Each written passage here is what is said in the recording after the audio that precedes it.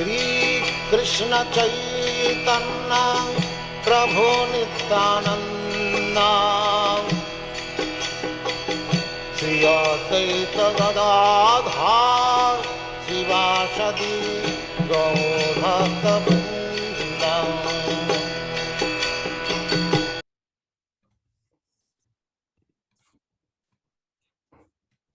Hare Krishna. Can you see my screen? Yes, Prabhuji. Okay. Yeah. So where did we start last time? 5, 6? Yes, Prabhuji, 5:6 to 5:15. Okay, so Ghanshyam Prabhu, all the devotees do the revision, not me. I just a facilitator. Yeah. So all the devotees make very nice notes. So they all one will tell some good points about each verse what we discussed last week. So last week we did 5:6 to 5:15. So the first one on my screen, Mahavasu Prabhu and Bhakti Vijaya Mataji. Hare Krishna. Hare Krishna Prabhu, Dandavat Pranam. Prabhuji. Thank you, Prabhu. So it is from 5.6 and translation is merely renouncing all activities yet not engaging in devotional service of the Lord cannot make one happy. But a thoughtful person engaged in devotional service can achieve the supreme without delay. So here is talking about sannyasa to mahabhav. So that is renounced order of life. So because Arjuna was saying that he wanted to renounce from his activity, so Krishna is explaining what is actual renunciation. Krishna in the previous verses explained that renunciation does not mean renouncing your work or not doing your work. Renunciation means actually renouncing your attachment. That means you actually have got no engagement or no attraction towards the results of the action.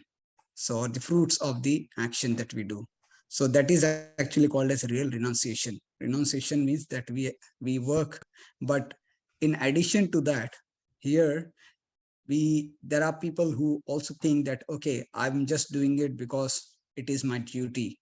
Even that is actually not a complete way of renunciation, because Krishna says here that the real renunciation is that you actually do the activity, but there's a motive, and the motive here is to please the Supreme Personality of Godhead. And that is why Krishna says that renouncing all the activities, that is, we do the activities, not that we actually enjoy the fruits of it, but we do the activity so that we please the Lord. And that's why in the second line, Prabhupada writes, the translation is that a thoughtful person engaged in devotional service can achieve the Supreme without any delay. So it is actually that we should work with the thoughtful mind that we are part and parcel of Krishna, and Krishna is the supreme controller. So we are here to do the activity to please the Lord in the process of devotional service. And that is the real goal of life that Krishna will award. And that's why Krishna says that devotional service can achieve the supreme without any delay. That means for other processes that Krishna actually spoke in chapter 3, chapter 4, right, including dhyana yoga and other things as well, those things will not give us the supreme or the satisfaction at a very quick and spontaneously, whereas just by performing devotional service we can achieve everything. And that's why Krishna used the word adi gacchati, that means we attain. And the second word, that is without delay, is na chirena. That's all, Prabhu. Hare Krishna. Thank you, Prabhuji. Nice one. Just quickly, we can just take two more Sanskrit words here. So the first line, it says ayogataha. So ayogata means one who is not in yoga. That is ayogata. And if you're not in yoga, you're not divinely connected. What you're achieving, dukham. So all you're receiving is stress. But the second line, Krishna says yoga yukta. If you're yoga yukta, then munir brahma. So brahma adhikachati. You will achieve brahma very, very quickly. Thank you, Mahavasu Prabhu. Ghanshyam Prabhuji, if you want to add something, please. I'm hearing, Prabhu. Yeah, I'm also getting revised. Yeah, continue. Thank you. But if you want to add some points, please do. Yes, Prabhuji. Thank you, Mahavasu Prabhuji. We'll just go to 5.7. Here we have Vinay Prabhuji. Hare Krishna. Hare Krishna. Hare Krishna Prabhu. Krishna Prabhuji. 5.7. Yes. Just reading the translation, Prabhuji. Yeah. One who works in devotion, who is a pure soul, and who controls his mind and senses, is dear to everyone, and everyone is dear to him, though always working. Such a man is never entangled. Here, last class is explained like this is actually a definition of Yoga Yukta. In here, Vishuddha Atma is pure soul, like all living entities love their body, you know? So devotee also love all living entities, you know? So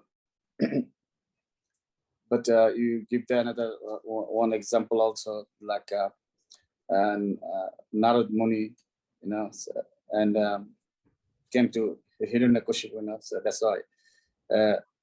But motivation and the behavior of the work in here they say, that's what they say is so everybody is like attached their especially their body. So, but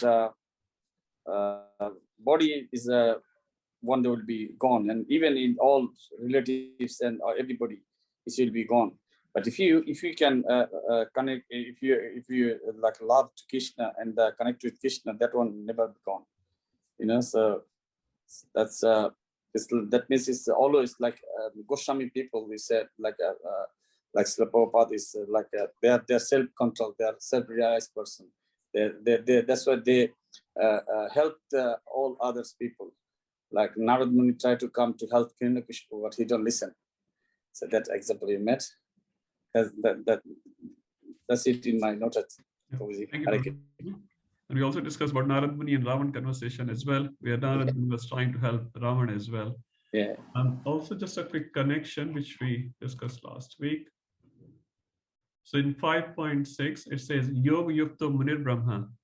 So basically, Krishna is expanding on this word Yoga Yukta. What's the definition of Yoga Yukta?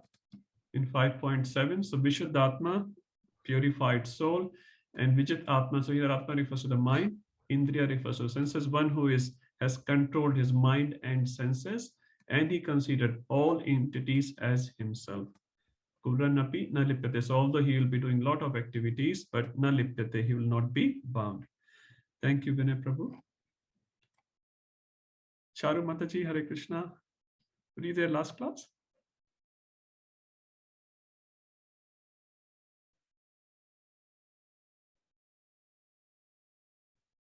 Mataji, you're on mute.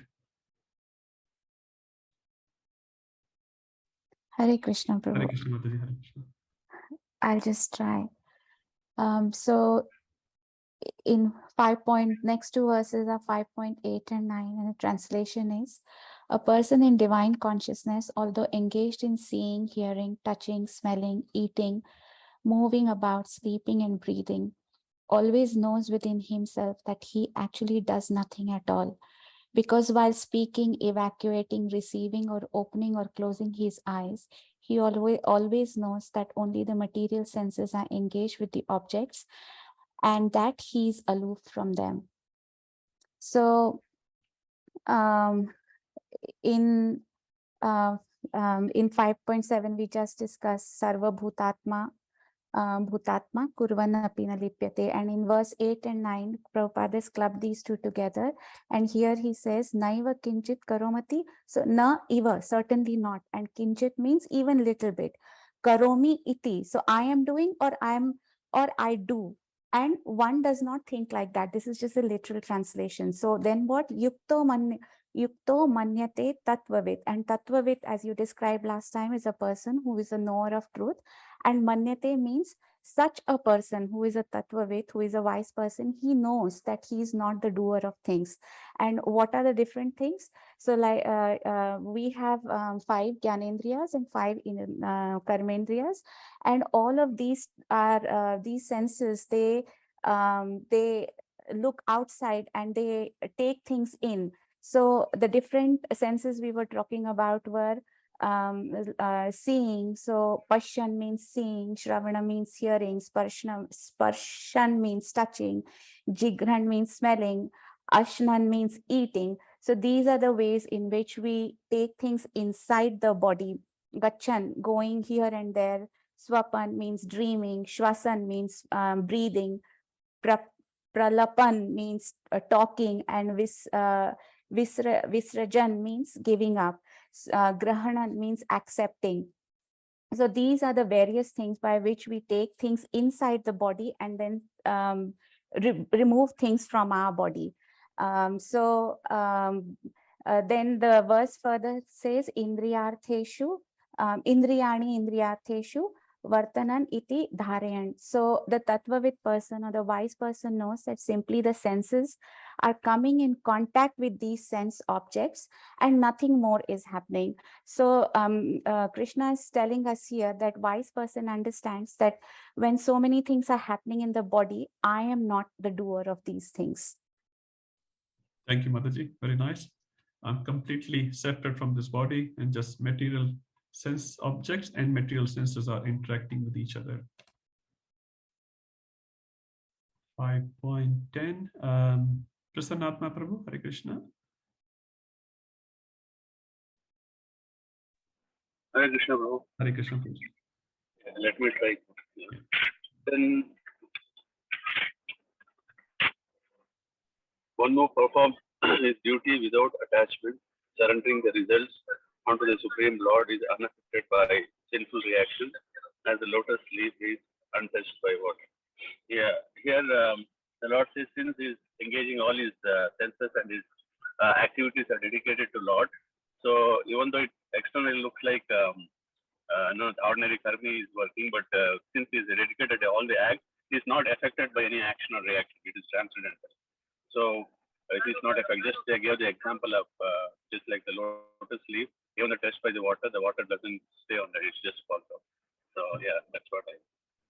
Yeah, and also we can pick up this word here, adhaya. So brahmani adhaya. So adhaya, Prabhupada writes, resigning or giving up. So where we are giving our karmas, we are giving to brahmani, to the supreme, as Prabhupada writes, and to the supreme personality of Godhead. So we are not taking, we are giving up to the supreme. And the second qualification is Sangam Tyaktva Karotiya, repeated theme of Bhagavad Gita, chapter 5 and 4. Sangam Tyaktva, giving up the attachment. Lipate na sapapena. So that person will not be involved in any type of papa. Thank you, Prabhuji. Nidhi Mataji, Hare Krishna. Hare Krishna, Prabhuji. I was not there. Okay, no problem, Mataji. I remember Jambavati Mataji was not there. Raghavi Mataji, Hare Krishna. Were you there in the last class? Yes, Prabhuji. Okay, would you like to do 5? The yogis abandoning attachment act with the body, mind, intelligence, and even with the senses only for the purpose of purification. So here Yogina is the Krishna consciousness person, Kaina with the body. So the person who is in Krishna consciousness, he not, I mean, he along with the body, with the mind, and also with the intelligence, he also along with the senses, he tries to act, and that too for the purpose of purification. I think I. Okay. Thank you, Mataji. So you have explained this Kayena Mansa Buddhaya. So that is correct. So Mansa is mind, Buddha is intelligence, and the Kaya is the body. Kevalar Indriya Rapi. So here's the word Indriya.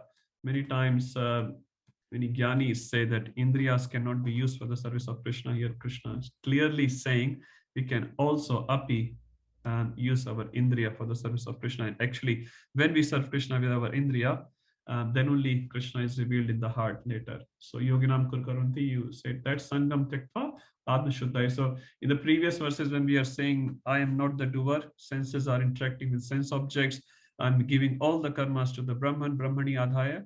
So why are we doing the karma? One purpose. Sangam Tektva Atma Shuddhaye. We read what are the two purposes of sacrifice. So first one was purification, and second one is liberation. So this yogi is doing the work for Atma Shuddhaya, for purification. It is obligation to do the work, so he does that. Thank you, Mataji. Madhuri Mataji, were you there in the last class? I'm not sure. No. Okay. Mohit Prabhuji, not sure. I wasn't there, Prabhu, sorry. Okay, no worries, Mataji. I missed that, Prabhu, too. I missed that as well. Okay, no worries. Manmohan Prabhuji, Hare Krishna. Hare Krishna, Prabhu. Sorry, I'm in the car, Prabhu, driving. Okay. I can try, but I mean, no, I think not. better you drive. Sure. Thanks, Hare Krishna. Sumit Prabhuji, Hare Krishna. Hare Krishna, Prabhuji. I will try, Prabhuji. So the translation for 5.12 is: the steadily devoted soul attains unadulterated peace because he offers the result of all activities to me, whereas a person who is not in union with the divine, who is greedy for the fruits of his labor, becomes entangled. So here there's a comparison between someone who is a fruitive worker or who takes the fruits of all these activities to them, and the person who actually offers the result of all the activities to Krishna. The words that we could pick here was Yukta, who's engaged in devotional service. Tyaktava is giving up. Shantim is perfect peace. So we said if you're attached with divine consciousness, then one will achieve Naishtiki Shanti, which basically means cannot come down out of that. When we get Shanti, devotional life, but it is not constant. Also, we can pick up here Ayukta Karma Karena, which means one is not in Krishna consciousness, and he enjoys the result of the work, so which is totally opposite, polar opposite to the person who offers all the result to Krishna. So basically, so one who offers everything back to Krishna does not get entangled again, as we've studied in the previous verses as well. But somebody who does not do that, and works for the fruits of those activities, he gets entangled, and he gets into the cycles of birth and rebirth and rebirth. Yeah. Okay. Thank you, Prabhuji. You nicely said which Shanti we are talking here. We are talking the Param Shanti Vachiranadi Gachati, which was used earlier in, I think, 5.7 or 6.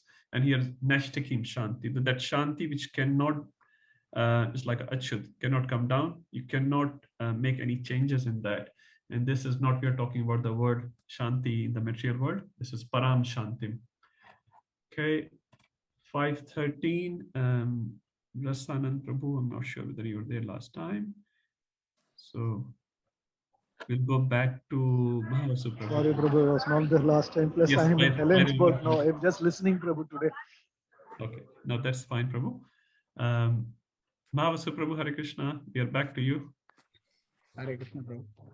Prabhu, I'm not very confident on this, but I'll try my best. Okay, no worries. So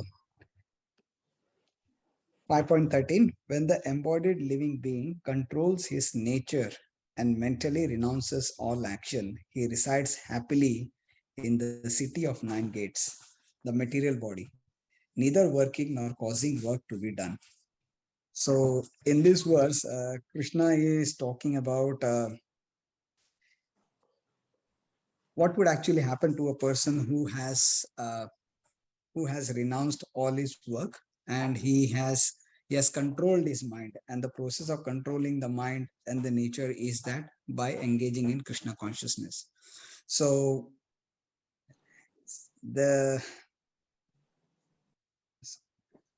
first thing is that he has to engage his mind, that is the mind, by all the activities that he does. His mind should be in the consciousness of Krishna. That's why it says Sarva Karmani Manasa. Then Sanyasyate Sukham Vashi. And that is where one will actually attain happiness. And here happiness is also explained not only emotionally, but also physically as well.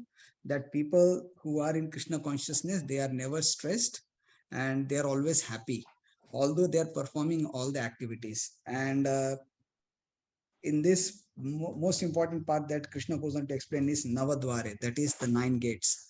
So our body has got nine gates, so which is like 2 nostrils, 2 ears, then 2 eyes, then 1 mouth, then evacuation and procreation. And so although as previously in the previous verses Krishna mentioned that a person who is steady in his service, he can actually attain peace, and not only mental peace but also physically he can be happy and be blissful. That's what I can understand. My understanding may not be very clear and appropriate, but sorry, Prabhu. That's okay, Prabhu. No, it's a good one. Just quickly, we can take this word, manasa sannyas. So many times when you talk about sannyas, we think about a physical sannyas. Sannyas means not doing any activity, just being inactive. All the people who don't get the job, they join the temple. No, that's not the point here. It says manasa sannyas. So you don't take the physical sannyas, rather you do manasa sannyas. Even if you do physical sannyas, the first primary thing is manasa sannyas. If you're not renounced in your mind, physical sannyas, as per Rupa Goswami, is just a disturbance in the society. So manasa sannyas is very, very important. And this last line is also very important. Nev kurvan na karyan. So nev kurvan we all understand. So that person is not doing anything. Na karyan. That is very important, which leads to the other coming up verses is saying, nor causing work to be done. So okay, I am not doing it, but I delegate to someone else and that person does it. No. So nev kurvan, he doesn't do it and he doesn't cause else to do it. And the relation we'll see in the future verses, as we were discussing last time, Charu Mataji's question, who is the doer? So that's a nice relation for the future verses. 5:14. We go to Charu Mataji.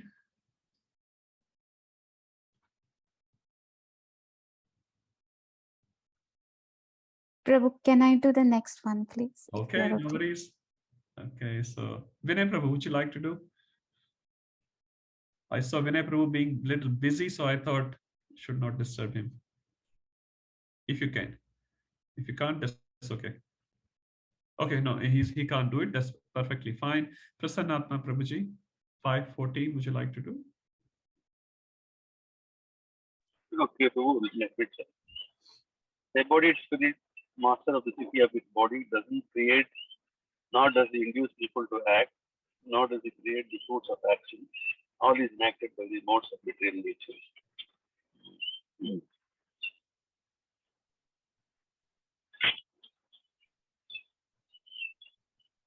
Yeah, here, as Prabhu explained, that the soul is sitting in the, residing in the body, which is, as it was, like the city of 9 gates. So basically, the soul doesn't create any action or reaction. The modes are acting on us. But a person who is in Krishna consciousness, he knows that he is aloof from his activities. He knows since he is acting for the pleasure of the Lord, he knows that he is not acting. But person who is ignorant, who is in bodily conception of life, so he gets entangled, thinking himself the doer, even though he is not doing, but he gets caught up in action and reaction because he thinks he is the body. Yeah. So we did a comparison from this verse to one more verse in 3rd chapter. Anyone remembers the famous verse? Prakriti kriyamanani gunai karmani. Yeah, Prakriti kriyamani gunai karmani. Thank you. Ahankar vimanatma karta aham iti manite. So you said the translation, Prabhuji. Nice. So 327, same thing here is swabhavastu prakriti. Swabhav, material nature, is working on it. And the 5:15 will read about the supreme. So we have read the doer, so-called doer, the soul, although not the complete doer. And we read about the material nature. Now we are reading this 5:15, which belongs to the supreme. Okay, and Charu Mataji is going to do that. Hi, Krishna Prabhu. Again, I'll try. Please correct me when I go wrong. Please. Nor does the Supreme Lord assume anyone's sinful or pious activities. Embodied beings, however, are bewildered because of the ignorance which covers their real knowledge. So in the 14th verse, Krishna tells us that soul is not the doer. And then swabhavastu pravartate. Swabhava just means the material nature. So then the question arises, if Supreme Lord is not responsible and if the Supreme Lord has made me who I am, then how, if he has made me who I am, then isn't Supreme Lord responsible for what I do? And this part is addressed in this verse. So nadate means, adate means to accept, and nadate means Lord does not accept. Kashchit papam, kashchit means anyone. So Lord does not accept anyone's papa. Na chaiva sukritam vibhu, nor does he steal anyone's punya. That means Lord is not responsible for anybody's sinful or pious activities. Then again the question arises, then what is it that makes a living entity act in this way?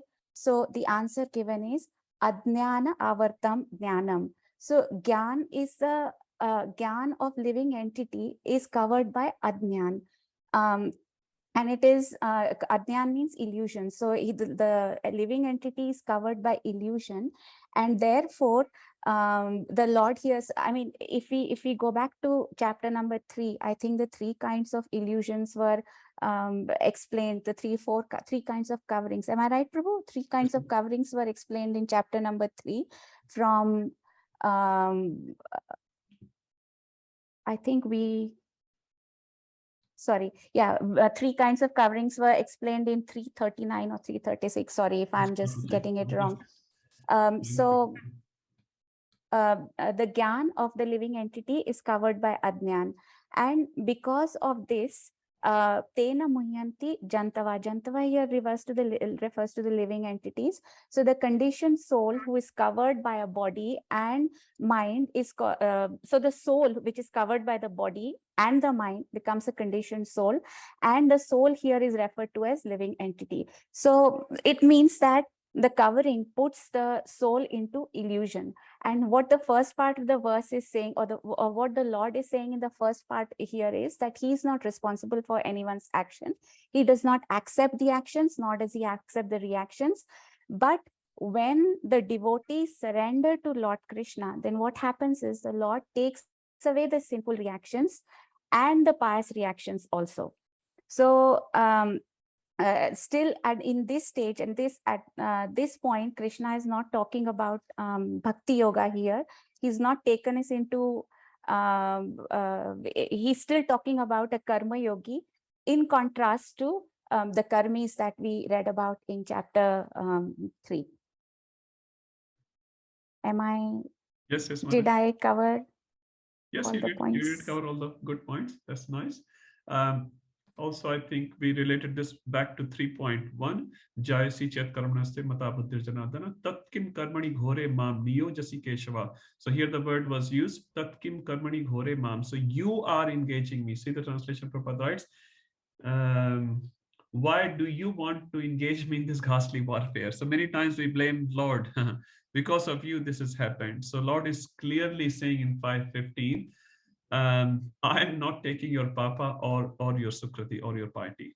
So don't blame me that, okay, you made me do something. When the credit comes, we all take. When something goes wrong, we all give the blame to someone else, but not me. So Krishna says, you're not the doer, Prakriti is doing it. And Lord is saying, I'm not taking your action reaction. Now, I'll not disclose the further ones. I will let Ghanshyam Prabhu take the lead. Very beautiful series of verses coming up from 5:16. Prabhu, if you want to add something so far, please do. Otherwise, we'll move to the next one.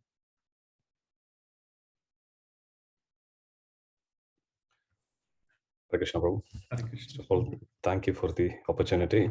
That was a good revision after a long time. All the devotees are, working very hard. I can see that. I didn't do anything. Everyone knows. We're also training them nicely. No, Prabhu. They are so good scholarly anyway. You said I'm coming after a short time. I just saw Sumit Prabhu's message. This is like what, week 33 or 35? Yes. I'm just coming just after 35 classes. After 35 classes. Okay. So we are in 5th chapter, Karma Yoga, Action in Krishna Consciousness. That was a beautiful revision. It always helps when we study Gita, especially. Sanskrit is relatively simple. It's deep, but Krishna made it simple for us, easy for us to understand. So if we, as much as possible, if we touch on the Sanskrit, it helps us remember.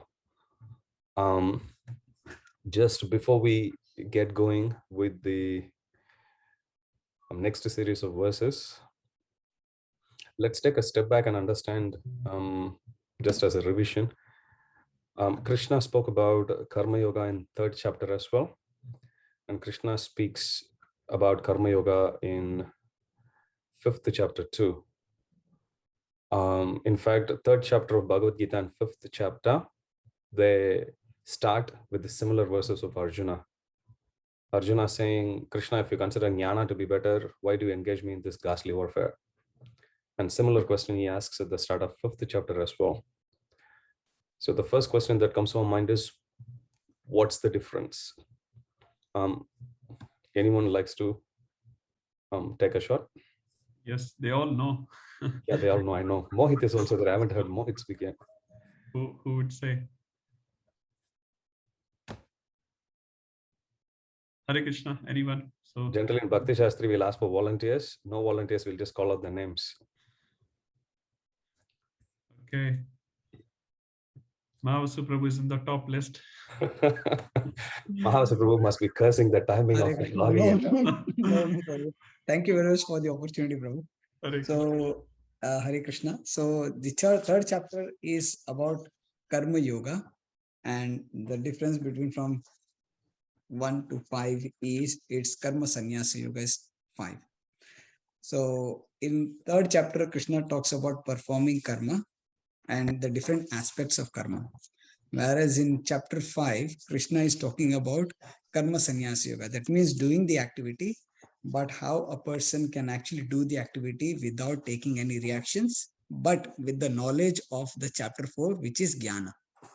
That's where the connection is. So after karma, then Krishna gives the Jnana, and then that Jnana, after achieving that Jnana, how a person performs the karma in attaining the Supreme Lord, and how he actually perceives any activity and how he actually reacts to those activities is what has been explained in chapter 5. That is my understanding, Prabhu. Thank you very much. Wonderful.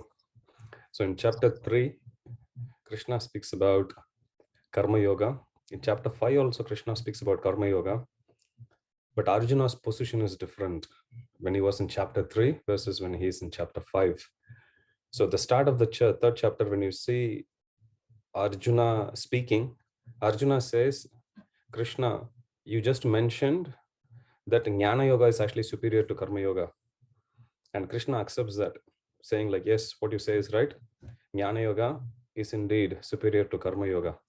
But for you, Jnana Yoga is better. Just like if somebody actually asks for a patient with some ailment, what is the most healthiest thing? Prabhupada would say the food for one is poison for the other. Generally, if you take a certain type of food, may be good in general in terms of its nutritional value, but it's not necessarily the best prescription for everyone. There are people for whom that same food with the highest nutritional value is poison. So same way here, Krishna is actually saying to Arjuna that yes, Jnana Yoga is actually superior. If you look at the yoga ladder, there is Karma Kanda, Karma Yoga. Higher than Karma Yoga is Jnana Yoga. Higher than Jnana Yoga is Ashtanga Yoga. And then you have Bhakti Yoga. So this is the natural hierarchy. So Arjuna's question in 3rd chapter is, if Jnana Yoga is actually in the next rung of the ladder, why should I actually do something which is inferior? Especially when I don't like to do it. Okay, that's the main implied thing in this question. So Krishna is actually saying there, Arjuna, what you say is right. Jnana Yoga is superior to Karma Yoga. However, for you, Karma Yoga is better. So then Arjuna accepts it, continues, and then Krishna continues to give transcendental knowledge in chapter 4. And now Arjuna is actually armed with the knowledge. Now he is asking the same question to Krishna. Now Krishna, interestingly, will give not a different answer per se, but an answer at a more deeper level. Now, unlike in 3rd chapter when Krishna says Jnana Yoga is superior to Karma Yoga, in this chapter, Krishna would say, actually, you know what, Arjuna, Jnana Yoga, Karma Yoga is actually on par with Jnana Yoga. They both are equal. That's when he speaks about Karma Sannyas Yoga. If you act in this knowledge, even if you actually act, you are in exactly same position as somebody in Jnana Yoga platform. So Krishna would raise the bar here and he would say, Karma Yoga is actually same as Jnana Yoga. But then he will go further. In fact, that's how the first section of this chapter is actually presented. So first Krishna says it's equal, unlike in third chapter when he says Jnana Yoga is superior. And second point Krishna says is this is equal. Karma Yoga is equal to Jnana Yoga, and Karma Yoga is easier to perform than Jnana Yoga. So because of these two attributes, Krishna now speaks to Arjuna. Somebody with knowledge, they have the choice not to do work, and they have the choice to do work. Just like Prabhupada would say, if somebody is a crorepati, he's automatically a lakpati. So same way, when we call somebody as a jnana yogi, what is implied in that statement is that person is also a karma yogi. So somebody in the jnana yogi platform they have two choices. They can either act on jnana yoga platform or they can act on karma yoga platform. So Krishna saying that actually these two are same, and Arjuna, because now you are armed with knowledge, you can actually act on both the platforms. You better act in Nishkama Karma Yoga platform. Why? Because it's easier. So we saw Achirena. You get a result very quick. Krishna will use another word, Abhita. That also means very quick. You will get the results very quick. So this is what Krishna says. So that's the difference between what we saw in third chapter and what we are seeing now in fifth chapter. In third chapter, that's also true. But in fifth chapter, what we studied, this is also true. Difference is Arjuna's position. There, Arjuna's position is, I won't fight. From there, he's bringing to Karma Kanda and then to Karma Yoga. He's placing him there. But then now he has knowledge also. So now Krishna is raising the bar and asking him, actually, Arjuna, armed with this knowledge about Karma Sannyasa Yoga, you have the choice to either act or not act. But however, because it's easy to act than to not act, you better continue to work rather than stopping it. We saw this in third chapter also, fifth verse, you'd see, Nahi kasti chanamapi, jatu tistati akarma krit, karyate hi avasa karma, sarva prakritir jargunai. Not even every living entity is helplessly acting due to the qualities they have acquired from the material modes of nature. No one can abstain from acting, not even for a moment. That's what Krishna says here. Kshanam. Kshanam means moment. Very, very short duration of time. Technically, moment is like 1/11th, 12th of a second. Very. In some definitions, if you see, they would say moment is the gap between two thoughts that arise in our mind. When was the time when we don't think when we are awake? We always think very tiny gap. So that's like the moment. Even that much amount of time, one can never abstain from working. One can never stop working. So it's totally going against one's nature. So Krishna says you better stick to the nature. Why should we act according to our nature? Because when we take up activities that suits our nature, then controlling mind becomes very easy. Let's say somebody is a preacher, you ask them to give a class, they would love to do it. But you take a preacher and ask them to go and cook, and if they don't want to cook, if they think the nature is not suited for cooking, then they will go through a lot of difficulty. And normally that kind of cooperation which they will get from their mind, it will be very hard to get a similar amount of support. So that's the reason why Krishna is saying, as soon as, if you talk about the nature of the soul, soul's nature is to just act. Prabhupada would give this example. You see, actually we are in a prison. Imagine if you are put in a prison, 4 walls, and you cannot move out. Usually the scope of our movement is stunted already in such an environment, correct? So naturally, how you would actually work outside, compared to that, in comparison to that, the sum total of all the movements that you can potentially make within the room is very, very limited. Now, if you take that analogy to understand, we are in an actually very miserable condition, embodied condition, totally bound condition. In this condition itself, you just imagine, you try to assess how much mind is active, how much soul is active. This is in a bound condition. If within the prison, if this is how much activity we do, can you imagine in a liberated state how much more activity we'll do? How much more doing activity is so much part of our nature. So this is an example Prabhupada would give. If even in an embodied, bound condition, bondaged condition, we are so active, how much more active we'll be when we are in a liberated state. So Krishna, after telling Arjuna in 5th chapter that both are equal, but for you, you perform Nishkama Karma Yoga. We'll come to that shortly. You perform Nishkama Karma Yoga because it is equal and easier for you to do. And somebody with the knowledge, they have the choice to do as well as not to do activity. Jnana Yogi is automatically a Karma Yogi. If you take it like that, which means Jnana Yogi can either act on a Jnani platform or on a Karma Yogi platform. But because acting on a Karma Yogi platform is more attuned to one's nature of the soul, Krishna says, act on this. This is easy. You will get a result much more quicker. In comparison to that, if you go to Jnana platform, it's very, very difficult. The whole process itself is very difficult. If you go to 12th chapter, Krishna would say, when Arjuna asks which is better, worshipping you in your manifest form or unmanifest form, there Krishna would say, better you worship the personal form. That's the most easiest. And then Krishna would proceed to explain about the different sadhana that is needed to worship the unmanifested impersonal form.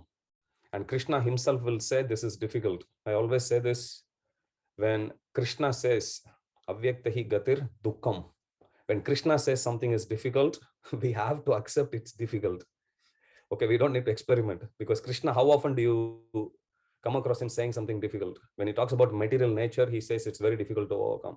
When he talks about worshipping the impersonal Brahman, the Jnana platform, very difficult. Krishna says, don't go. So when Krishna says something is difficult, it is difficult.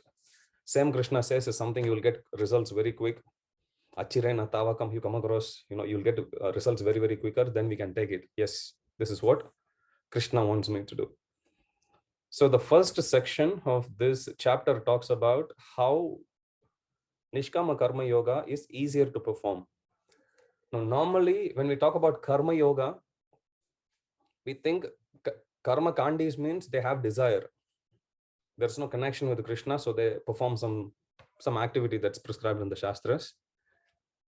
Whereas Karma Yoga, as soon as the word yoga comes, then there's a connection with Krishna, with or without knowledge. Doesn't matter.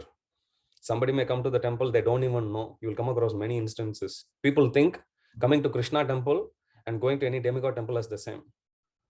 Once I was going in the car park, somebody came and they said, please put this in the hundi. I said, why don't you come inside and see? No, my father asked me to just visit a temple, so I'm coming. So I asked him, do you know who is inside? He didn't even know.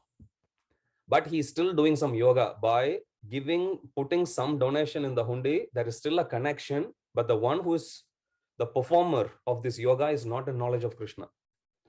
So the prime desire for somebody actually acting in Karma Yoga is simply to benefit themselves, not so much to please Krishna. Karma Kandi, 100% they are working simply for their own pleasure. Karma Yogi, when they are starting to perform, they come and offer something to Krishna, not out of love, not out of this is what Krishna wants, not out of that desire to please him. It simply means that they understand if I keep everything, I have to suffer, better give something to Krishna, simply to tick the box, they give that. Now, Nishkama Karma Yogis are very special. As the word says, Nishkami. Kami means desire. Nishkami means one who actually has no desire. Now we can say, Nishkami, they don't have any desire and they are still doing yoga. So then why are we not calling them as Bhakti Yogis rather than, instead of calling them Nishkama Karma Yogi? There is a prime difference between Nishkama Karma Yogi and Bhakti Yogi, and that is Nishkam is they don't have any desire, However, there is a potential for them to be attached to a certain type of work. Nishkamis or not nishkarmis. We always say that. They don't have desire, which means nishkami, but they are not necessarily nishkarmis, which means they are not necessarily detached from doing a certain type of work. They may still be attached to doing a certain type of work. So whereas a bhakti yogi, for them, anything, whatever Krishna wants, they'll do. Sometimes we have to ask ourselves, even in the platform of bhakti yoga, am I doing bhakti yoga or am I doing nishkama karma yoga? We'll surprise ourselves many times.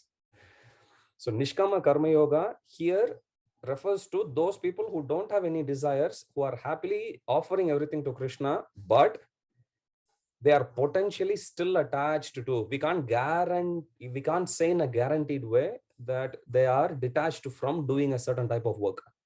They may still be attached to doing a certain type of work. That's why we don't call them as bhakti yogis yet. We call them nishkama karma yogi. Somebody who is offering the results to Krishna and somebody who don't have any desire for results. That's how much we are going. We are not going further about pleasing Krishna or doing what Krishna wants. We are not going about doing anything for Krishna. No, that platform is not attained yet. So that's nishkama karma yogi. Somebody from karma yoga platform, yes, slowly it's possible for them to, as they start to give some results to Krishna, slowly, Krishna will reciprocate. He'll give knowledge and they come to a point wherein they are offering all the results to Krishna. But they still haven't developed the full detachment from the kind of work they do.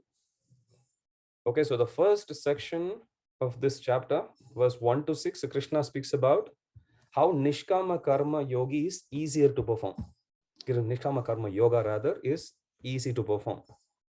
And then the next verse, next section, if you see 7 to 12, Krishna speaks about how to perform nishkama karma yoga. So here it says a description of nishkama karma yogi or jnani. Or in other words, first Krishna establishes about supremacy or his preference of nishkama karma yoga over jnana yoga. And then after establishing that, Krishna says, he goes into the detail about how to perform. Now, because the point comes up about to be detached from the sense of doer, Krishna then elaborates it further in the next section by saying how we can develop, how we can understand that we are not the doer. In order to do that, Krishna introduces an analogy, a city of 9 gates, and he asks us to cultivate this mentality that we are simply, this body is just a city of 9 gates and we are simply a temporary resident of this body. That's all. And we are in this body, we are neither worried about the results, nor are we causing anyone else to do the activity, nor are we trying to enjoy the results of the activity. Nothing. We are simply residing in this body, let the body do.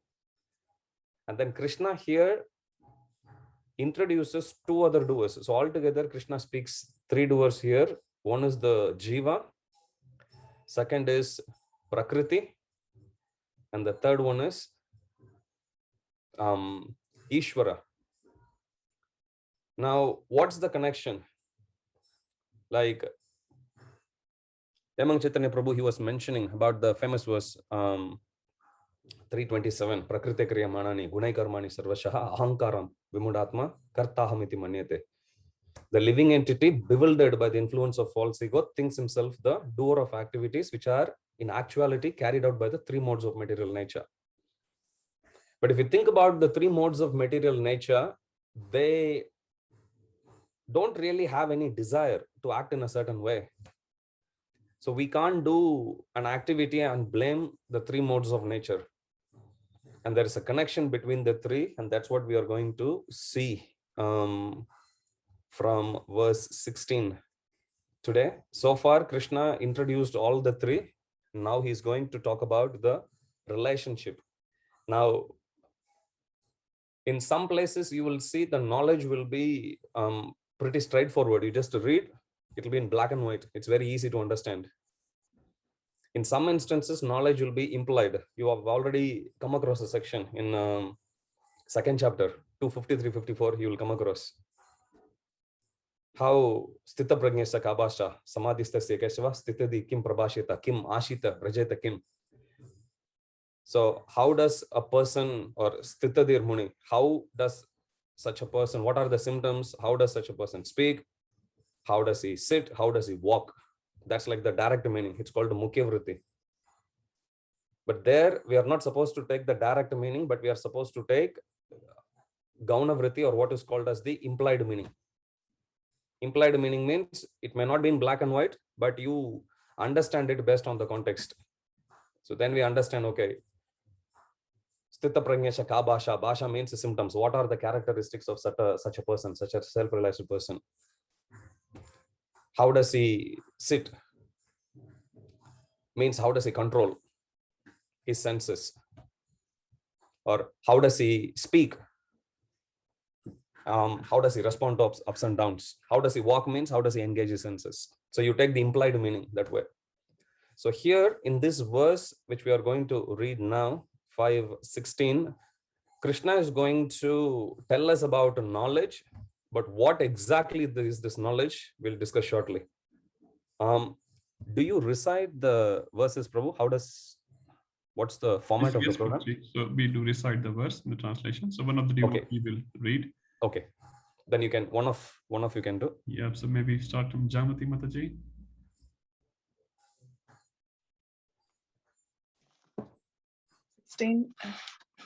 ज्ञानेन तु तत् अज्ञानम् येषां नाशितम् आत्मना तेषामादित्यवच् ज्ञानम् प्रकाशयति तत्परम्. When, however, one is enlightened with the knowledge by which nescience is destroyed, then his knowledge reveals everything, as the sun lights up everything in the daytime. Thank you, Krishna. So when, however, one is enlightened with knowledge, jnanena tu tad ajnanam, the cause of misery, the cause of any difficulty, the cause of fear in this material world is nescience. In Back to Godhead magazine, Godhead is light, nescience is darkness. Where there's God, there's no nescience. So this is the caption of Back to Godhead magazine, which Prabhupada coined from the famous verse in Chaitanya Charitamrita. Krishna Surya Shama, Maya hoy andakar, yahan Krishna taha nahi Maya radhikar. So here, jnanena tu tad ajnanam. So that nescience which causes one to think that they are the doer, that nescience or that darkness which makes one to become influenced by one's false ego, that can be driven away. How? By jnanena, by knowledge. One is enlightened with that. Yesham nashitam atmanaha. When, however, one is enlightened with knowledge by which nescience is, one is enlightened with the knowledge by which one's nescience is destroyed, then his knowledge, tesham aditya vajnanam, that knowledge, how is the effect of that knowledge? The effect of that knowledge is exactly like Aditya, like the rising sun. Kechit kevalya bhaktya vasudeva parayana. You'll come across that. Aham dunvanti kachnena niharam eva bhaskara. Just like in the early morning sun, as soon as the first ray of the rising sun comes and hits, that alone is actually enough to drive away all the misty fog of sins. So same way here, tesham aditya vajnanam. When that knowledge, which is like the rising sun, arises in our heart, then yesham nashitam atmana, that sun will destroy tad ajnanam. That nescience it will destroy. So here knowledge is likened to that of the sun, and nescience or ignorance is likened to darkness. Prakashashati tat param. discloses Tat Param, Krishna consciousness. When, however, one is enlightened with the knowledge by which nations is destroyed. Now the question comes, what is that knowledge? Srila Baladev Vidyabhushan, he gives an analogy to make us understand about the relationship between Ishwara, Jiva, and Prakriti. So far we have seen, when you come across, some of us will say, Jiva is not the doer. Some will say, Ishwara is not the doer. But then who's the doer? We have so far comfortably blamed three modes of material nature. But then for something which the modes of material nature are doing, why am I getting bound? Which means I may not be doing something, but I still play a role in making the choice. To help us understand, Baladev Vidyabhushan, he gives a beautiful analogy of a woodcutter. A woodcutter goes to the forest and he sees a tree. He picks up his axe and he starts to cut the tree. The woodcutter is Ishwara. The hand that is holding the axe, that is Jiva. And the axe itself, that is Prakriti. Now, who will you actually say is cutting the tree? Is it the woodcutter? Is it the hand?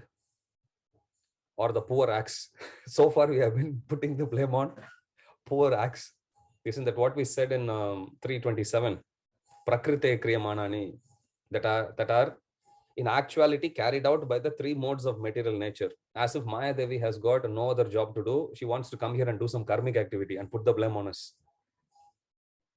So he says, of these three personalities, even though all three are actually engaged in the service of cutting the tree, the seed of this activity, recently, Devikanandan Prabhu, he gave this beautiful class. I was hearing in the Bellevista Bhakti Center.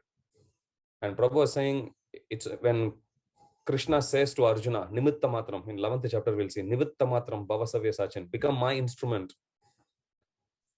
So when Krishna says that to Arjuna, just be my instrument, we may think, what's the use in being an instrument in somebody else's hand? Krishna is very personal. He understands Arjuna's Kshatriya spirit. It's not that Arjuna is seeking any credit, but simply to, as a matter of etiquette, Krishna would say, Nimitta Matram, be my instrument. Bhava, become. Bhava Savya Sachin. Oh, great warrior. Savya Sachin means one who can release arrows in both the hands.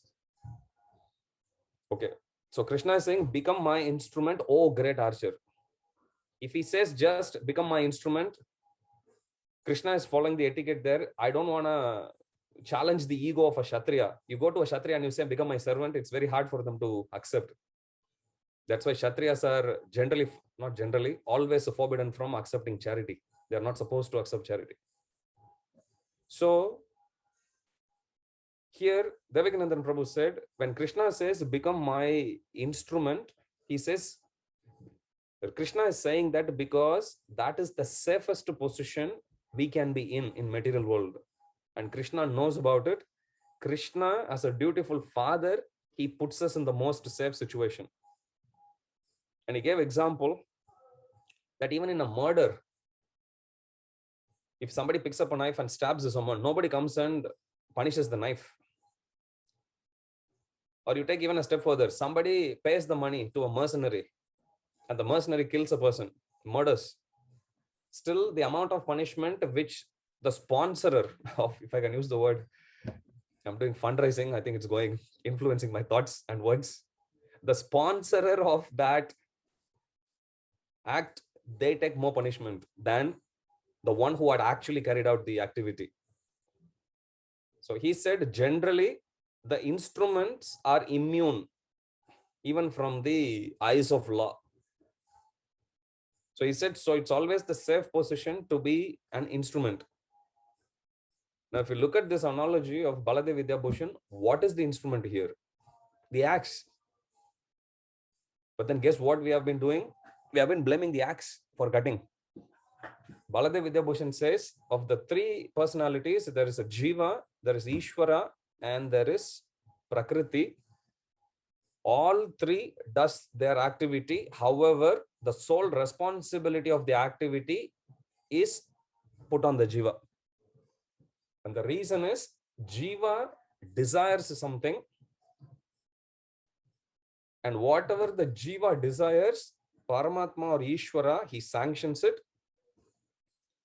And whatever Ishwara sanctions, Prakriti carries out. So the seed of the activity comes from Jiva only. And that has just been approved by Ishwara. It's not like every desire you have, Ishwara will immediately approve. It's not like that. Ishwara uses his own discretion and he approves. And then we have Prakriti carrying out the activity, taking the order of Ishwara. So of all the three, the one who is actually carrying out the activity is the Jiva. That's the reason why, even though we say Jiva doesn't act, still the consequence of the activity that we actually do while residing in this body comes and affects us. And it doesn't affect. Have you ever seen the Durga Devi being afflicted by karma? Definitely not. Because she's simply doing whatever Supreme Lord asks. But then who is asking Supreme Lord to sanction something? It's us. So we have to take the blame. So Krishna is saying, look, you are raising something, I'm just sanctioning. That's it. Just because I say yes, it doesn't mean. Just like a little child comes, cries in front of the father, and the father simply to please the child, he says, all right, I don't like what you're doing, but okay, I can tolerate. And if things go haywire, definitely father shouldn't be blamed, because father didn't ask the child to do that activity in the first place. Same way, Ishwara's position is like that. He's saying, he's throwing his arms up and he's saying like, no, not me. Prakriti is also like, not me. You are the one who desired. Supreme Lord asked me to do simply to fulfill your desire.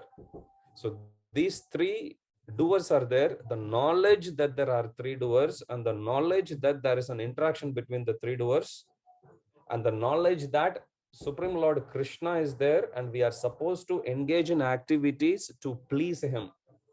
That knowledge will drive away all this ignorance, which is like darkness. When, however, one is enlightened with the knowledge by which nescience is destroyed, nescience that I'm the doer, I'm the ultimate doer here, then his knowledge reveals everything as the sun lights up everything. Prabhupada writes in the purport, perfect knowledge. I'm just looking at my book here. So in the fifth line, perfect knowledge is achieved when one surrenders unto Krishna, as is said in 7th chapter, 19th verse. Bahunam janmanamante jnanavan mam prapadyate. Prapadyate means sishyaste hamshvadi mam tvam prapannam. Whoever who takes shelter of the Lord, only to those personalities Krishna agrees to reveal this knowledge. And then Prabhupada continues, after passing through many births, when one is in perfect knowledge surrenders into Krishna, or when one attains Krishna consciousness, then everything is revealed to him. And then Prabhupada says, without surrender, one can go through so much speculation.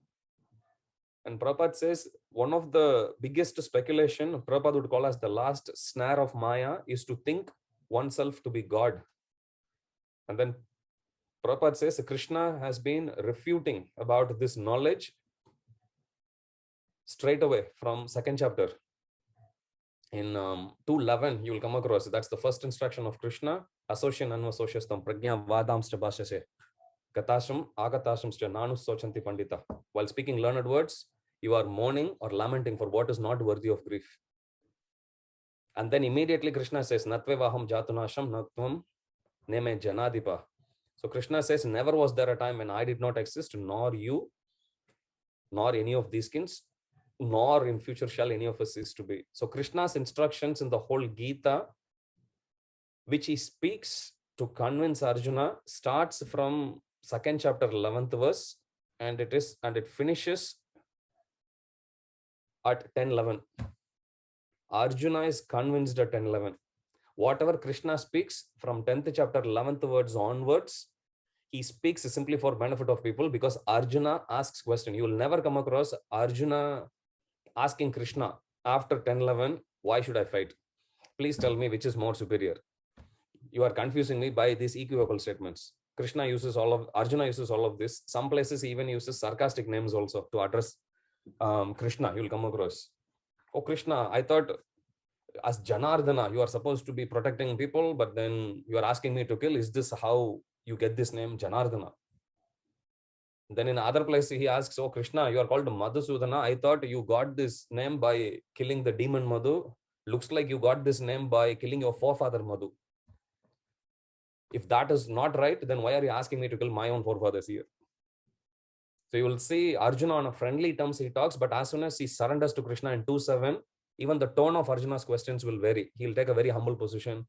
How am I to understand that you are senior by birth, or you are a contemporary to sun god Vivaswan when he is so much senior by birth? So there he doesn't go challenge. He say, how am I to understand, rather than asking Krishna, Krishna, prove yourself. He doesn't say that. That was the tone of Arjuna. From there, he moves to come to a position of accepting Krishna as Guru. You fast forward, Krishna speaks to convince Arjuna until 10:11 only. With the Chaturshloki, 10:8, 10:9, 10:10, 10:11, Bhagavad Gita finishes at that point. So 12th verse onwards, if you see 10:12 onwards, Param Brahma, Param Dhamma, that verse, at that point, Krishna says, all right, Arjuna, Bhagavad Gita class over, fight for me. He would have immediately fought.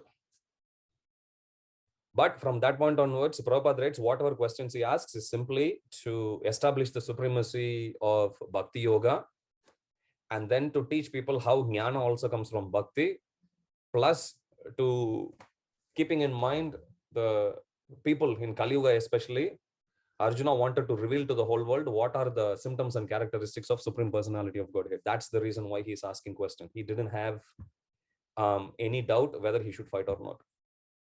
So here, as soon as he takes the shelter of Krishna, all knowledge is revealed. Without that knowledge, one can easily get bewildered. And Prabhupada says one of the greatest bewilderment, which Prabhupada would call as the last snare of Maya, is to think oneself to be God. And Prabhupada refutes that and saying, Krishna, even before giving Arjuna the knowledge that you are not the body, you are the soul, Krishna talks about individuality of the soul in 2:12, which Prabhupada actually quotes at the end of that every living entity is individual. So after giving this knowledge about the three doers, after giving the knowledge how, yes, even though Krishna is the ultimate doer, immediate doer is always the Jiva. Jiva desires, Prakriti, or rather Ishwara sanctions, and Prakriti executes it. But the karmic effect of any activity that's done comes solely and wholly to Jiva only, not on Ishwara, not on Prakriti. So that knowledge one has to be very clear with. So after introducing this, Krishna then introduces the chapter on, or the section on Paramatma, how we should become more conscious and how we should ready ourselves internally to be able to perform activity in Nishka Karma Yoga platform. And that's what we are going to see today, how to maintain our focus on Paramatma. Who's going to read the next verse?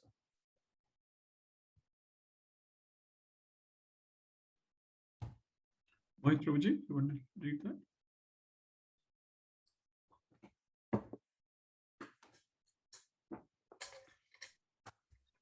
Actually, Hare Krishna. so you want to put Yeah, 570. Just give me a second. Let me bring up my screen.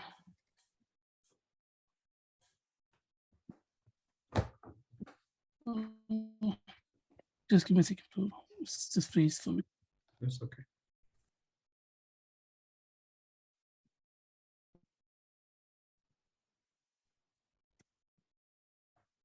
Tat buddhyasa tadatmanas. Tad buddhayas tad atmanas.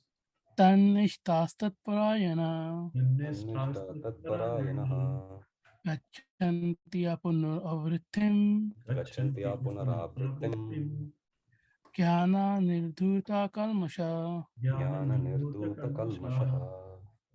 When one intelligence, mind, faith, and refuge are all fixed in the Supreme, then one becomes fully cleansed or misgiving through complete knowledge, and thus proceeds straight on the path of liberation. Hare Krishna. Tad buddhayas tad atmanas tannishta tad parayanaha gachanti apunaravritam jnana nirdhuta kalmashaha. Usually we come across this term very often in Prabhupada's purports. We should be absorbed in Krishna consciousness. If you go to Sri Vaishnava Sampradaya, there are 12 alvars. We'll come across. Alvars means one who is totally absorbed in bhakti. The very term alvar means, in Tamil they say Alndirpavargal, which means one who is totally absorbed. This verse is very important because this verse gives definition of what being absorbed in Krishna consciousness means. And Krishna says there are 4 aspects to being fully absorbed in bhakti. 5.16 also talks about liberation. 17 is also talking about liberation. However, in the previous verse, the liberation is more from the material bondage. 5.17, on the other hand, it doesn't talk about just about getting free from material bondage. It also talks about how to actually go back to Godhead. There is a difference between just trying to be free from material bondage and going back to Godhead, technically. Bhakti Purana Maharaj once used a beautiful analogy. He said, let us say you are in a room and suddenly fire breaks out. Now you run out of the building. Relatively speaking, you're already liberated from the situation where you could have potentially been burnt. Correct? In the room, fire breaks out, and now you ran away. This fire is like a material bondage. Now you have run away. Jnanis, they run away from this one only.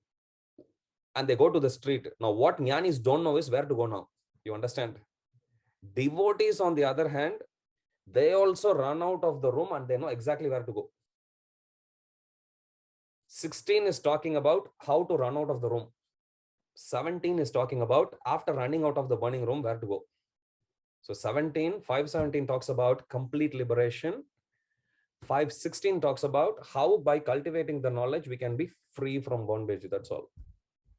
So we, in Bhakti, we use the word mukti in the context of going back to Godhead. So we should never think the destination of a jnani and a destination of a bhakta are the same. When Chaitanya Mahaprabhu defeats Sarvabhauma Bhattacharya, he hears Sharirika Bhashya for 7 days about Bhashya about Vedanta Sutra, and Chaitanya Mahaprabhu patiently hears Sarvabhauma Bhattacharya speak in Puri. At the end of 7 days, Sarvabhauma Bhattacharya asks Chaitanya Mahaprabhu, I've been telling you so much, you didn't ask any question.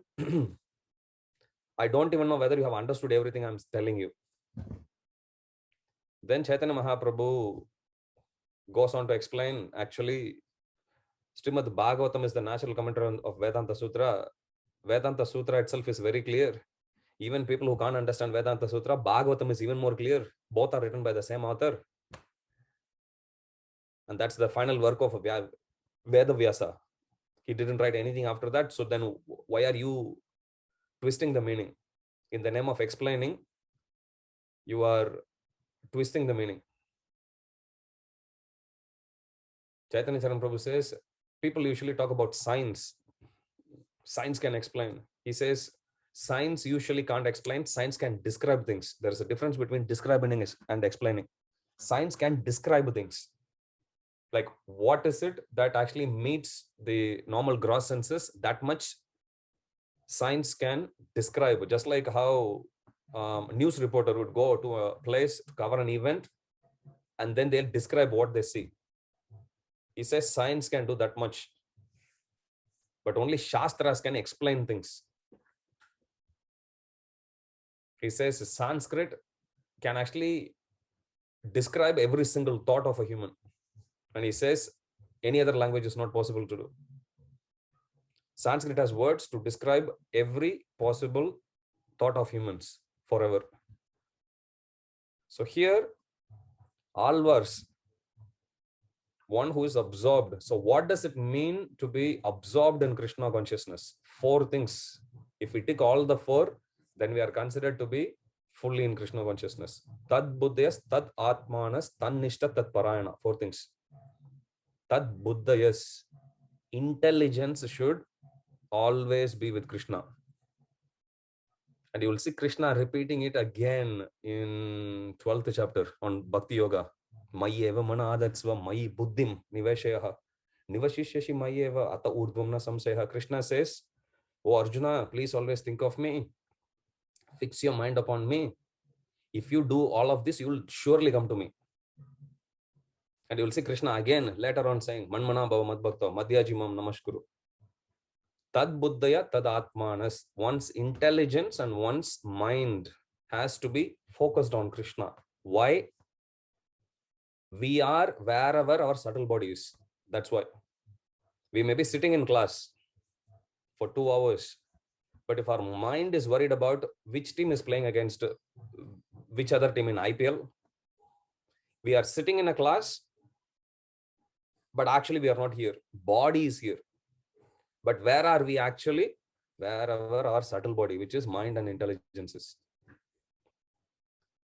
The expression, one's expression of love, the greatest expression of one's love is when one can think about the partner, lover in their absence.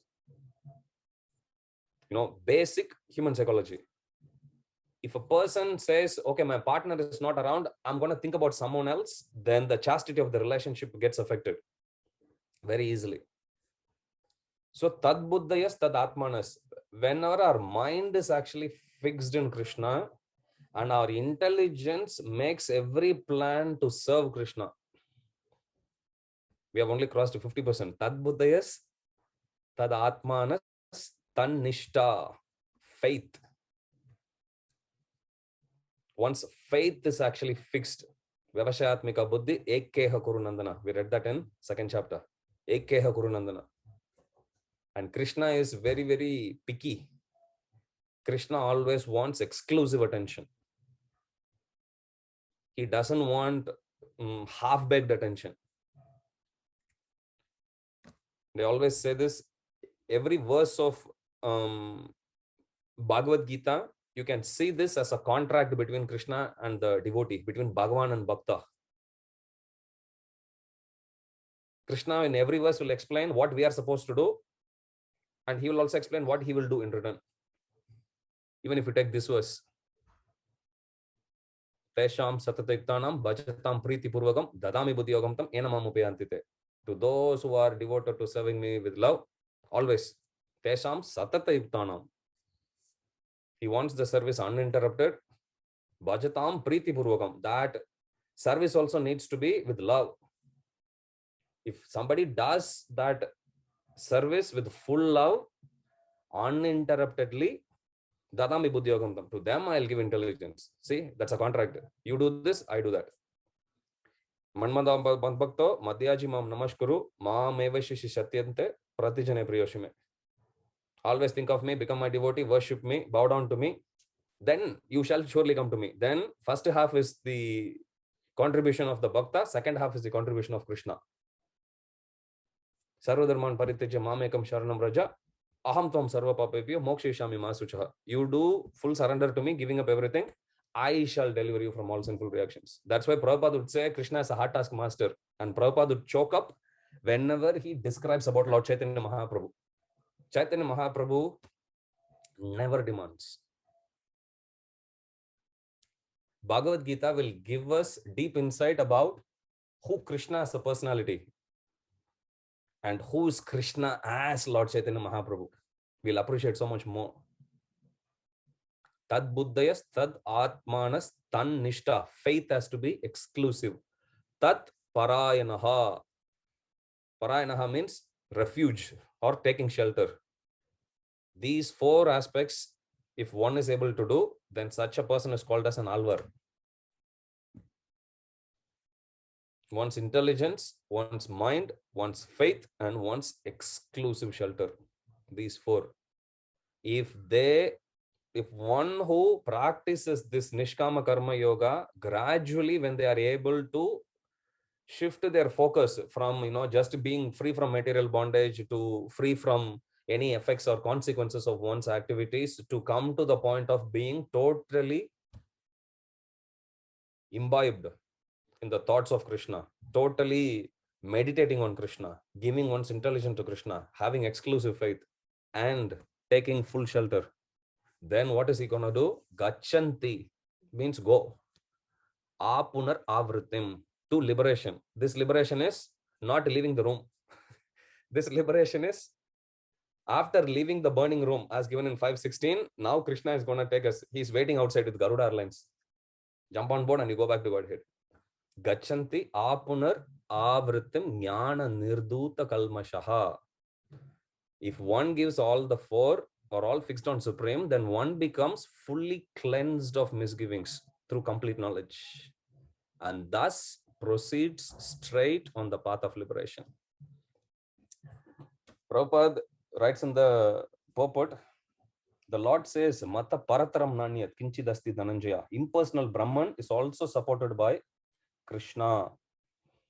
Therefore, in all ways, Krishna is the supreme reality. Whichever path of Krishna consciousness or whichever path of spirituality one takes, there is an aspect of bhakti that is needed. Without bhakti, no process is considered spiritual. Somebody may be a jnani, still a tinge of bhakti is needed. We may come across the term, Ashtanga Yogi or Yoga Mishra Bhakta. Yoga Mishra Bhakta means people who are doing yoga and bhakti, but the proportion of bhakti is more than that of yoga. That's why we consider them, we don't call them Ashtanga Yoga, we call them Yoga Mishra Bhaktas. So any path if we take, there is a tinge of bhakti that's needed. Without Krishna, nobody can actually accept anything. Nobody can do anything. So Prabhupada says here, even if some jnani actually says, I will go to Brahman, but then guess who is supporting Brahman? Brahmano hi pratishtaham amritasya vyasya shashvatasya cha dharmasya shukasya aikantikasya cha. Krishna would say that I am the basis of the impersonal Brahman. So Krishna is supporting the Brahman. So whichever way, either we can go directly to Krishna, or somebody may take the path of a jnani, jnana yoga, become a jnani and then go to Brahman, or somebody may become a yogi and then just focusing just on Paramatma. But again, who is Paramatma? Is Shiro Dakshaya Vishnu, plenary portion, just an expansion of Krishna. So in this way, we need to understand everything is actually connected to Krishna only. Without Krishna being involved in any of the process, no process can actually do any justice to the performer.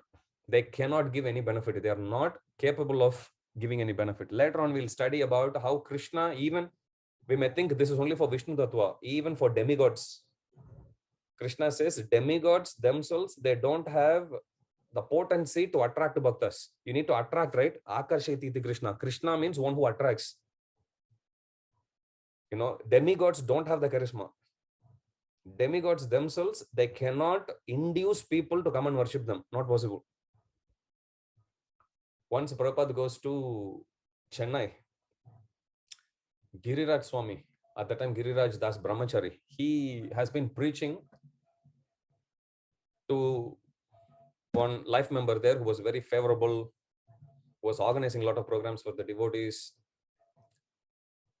But then at the end of every program, whenever Giriraj Das Brahmachari, at the time, at the end, invariably, both the host, which is this person, and Giriraj Maharaj, both will sit for argument.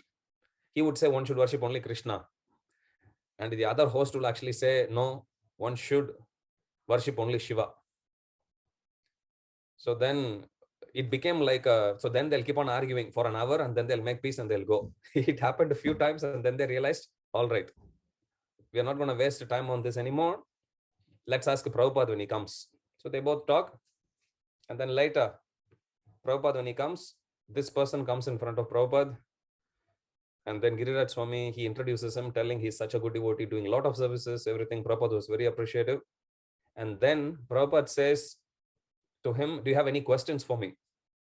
This person gets shocked because nobody has told to Prabhupada about it. And then he asks, Swamiji, I like worshipping Lord Shiva. I want to do bhakti for Lord Shiva. When he says that, Prabhupada laughs out loud and claps hands. Prabhupada says, you can do puja for Shiva. You cannot do bhakti for Shiva. Bhakti means with love and devotion.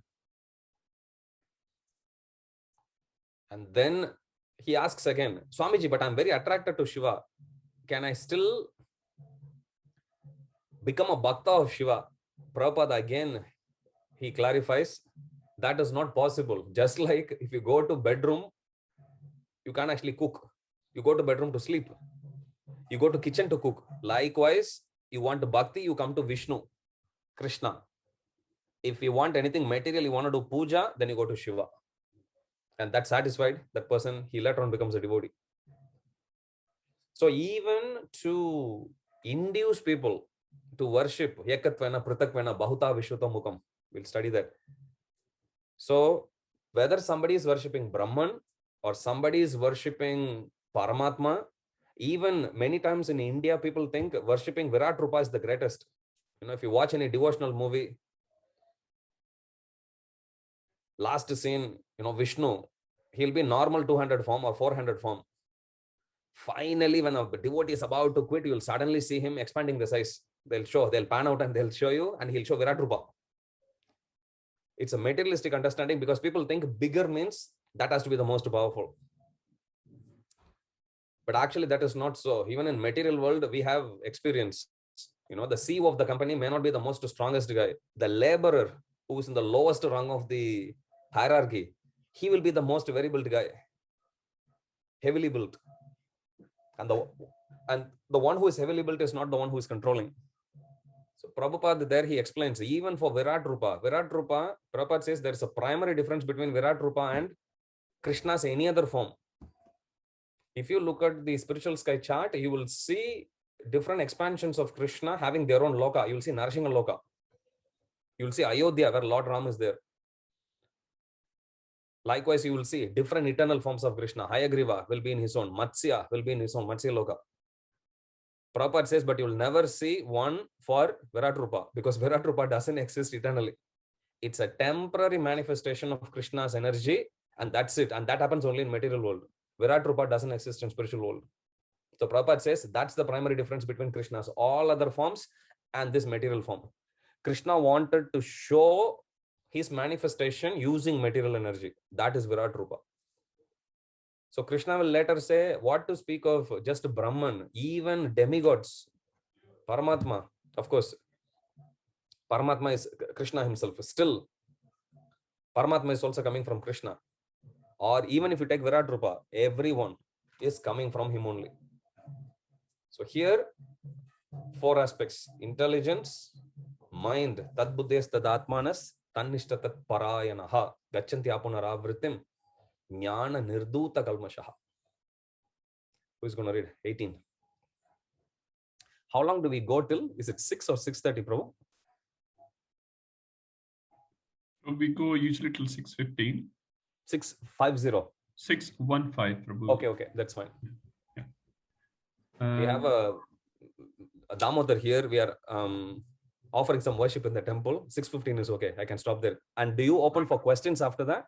Or 6:15 is with questions? With questions, Prabhuji. Okay, so then Sometimes I can we finish go like over a few 6. minutes, but usually something around that time, Prabhu. That's fine, Prabhu. So Yeah. I'll finish at 6 and then I'll ask for any questions. You want to stop, Prabhu? Sure, Prabhuji. Yeah. Okay, 18. 18, we have Divya Mataji, Hare Krishna. Hare Krishna, Prabhu. Hare Krishna. Vidya Vinaya Sampanne. Vidya Vinaya Sampanne. Brahmane Gavihastini Brahmane Gavihastini Shunichaiva Swapake Cha Shunichaiva Swapakecha Pandita Samadarshina. Pandita Samadarshinaha. Translation. The humble sages, by virtue of true knowledge, see with equal vision a learned and gentle Brahmana, a cow, an elephant, a dog, and a dog eater. Hare Krishna. Hare Krishna. So the connection between previous verse and this verse is in 17, Krishna mentioned about how to be absorbed in him. And Krishna is saying in 18, how does a person who is fully absorbed in him see this world? Okay, how does one who satisfies the four aspects that's given in 5:17, how do they see the world? Famous verse, Vidya, with education, Vinaya Sampanne, and gentleness, Sampanne, fully equipped, armed with knowledge, this knowledge about the three doers, knowledge about being absorbed in Krishna. If one is acting on that platform, how do they see? They see on a different platform altogether. They see Brahmane Gavihastini Suni Chaiva Swapakecha Pandita Samadarshina. They see equality. They see with an equal vision everyone. And here Krishna specifically gives 5 different personalities. Brahmane, which is Brahmana, Gavi, cow, Hastini, which is elephant, Hastinapur, the city of elephants, that's the capital of the Pandavas. Shuni, dog, and then Shwapaka, that is dog eater. How are they able to see everyone with equal vision? They don't see what meets their eyes. They see what meets their spiritual intelligence. They know that they are not the body, they are the souls. Not only that, they are seeing there is Paramatma inside everyone. On that basis, they are able to see everyone with an equal vision. So it's not something which is just cooked up by someone. There is a science and there is a basis with which such a personality is seeing everyone. Vidya Vinaya Sampanne Brahmane Gavihastini. Now, when can we understand we qualify to become one of the Alvar? We can become Alvars of ISKCON. When this is one of the symptoms, Falena Parichayate, are we able to see Brahmana, Gavi,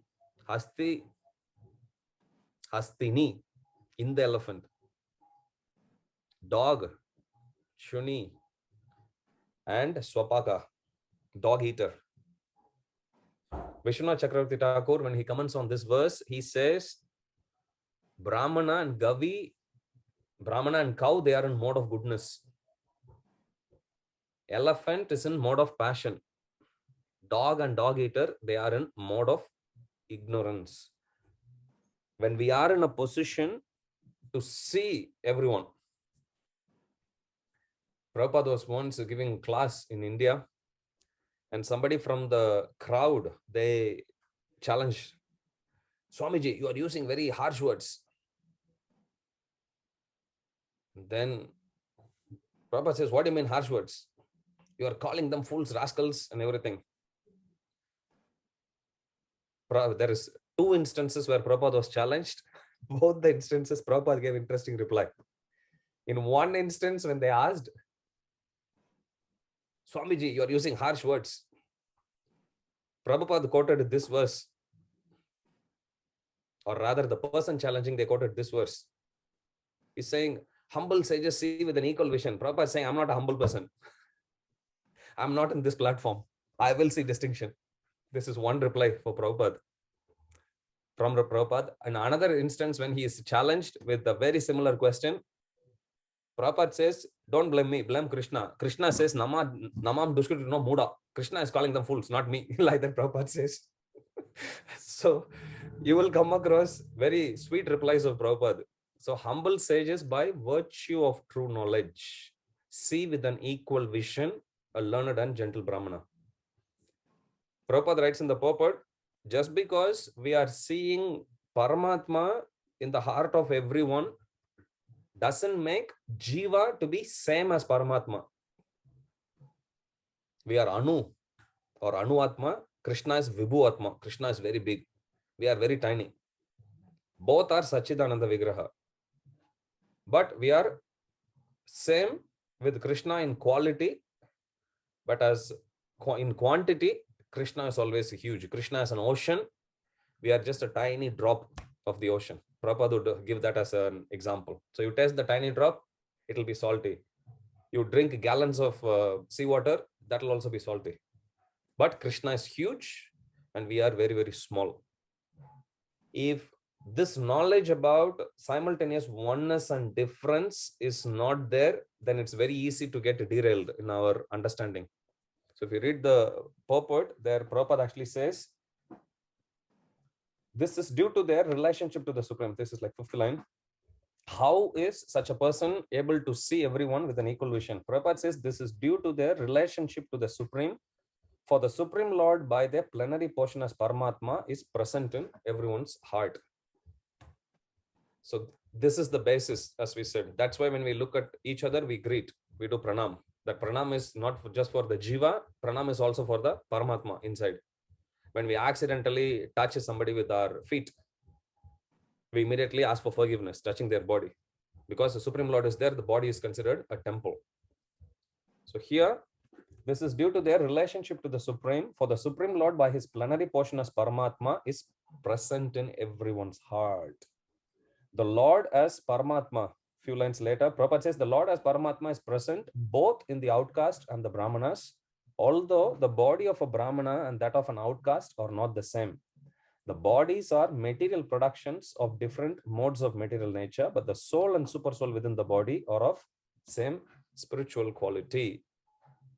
So even though we see equality in everything, Vishwanath Chakravarti Thakur says that doesn't mean you go and hug a tiger thinking there's Paramatma inside and there's Paramatma inside me.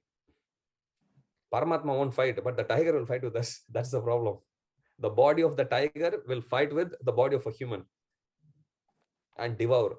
So we have to still show that discrimination, but at the same time, we also understand that Paramatma is inside everyone. Radhanath Maharaj beautifully says, when Krishna says, Mama Vamso Jiva Loke, Jiva Bhuta Sanatana, Manasastan Indriyani, Prakriti Stani Karshati. Mamai Vamsa, every Jiva is an Amsa of the Supreme Lord. They emanated from the Supreme Lord.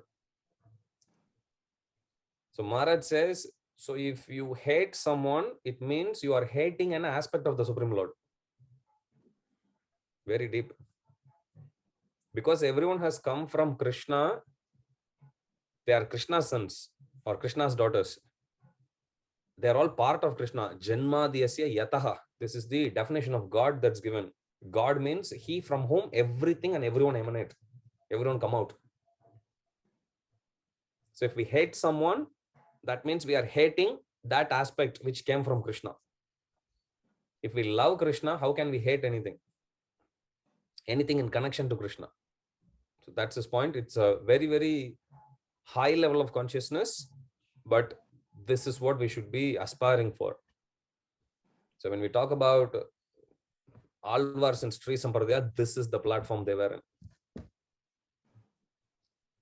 And Prabhupada, towards the end, he says the similar characteristics of the soul and super soul are that they both are conscious, eternal, and blissful, Sat, Chit, and Ananda. But the difference is that individual soul is conscious within the limited jurisdiction of the body. So soul's energy, the jurisdiction of that is within this body.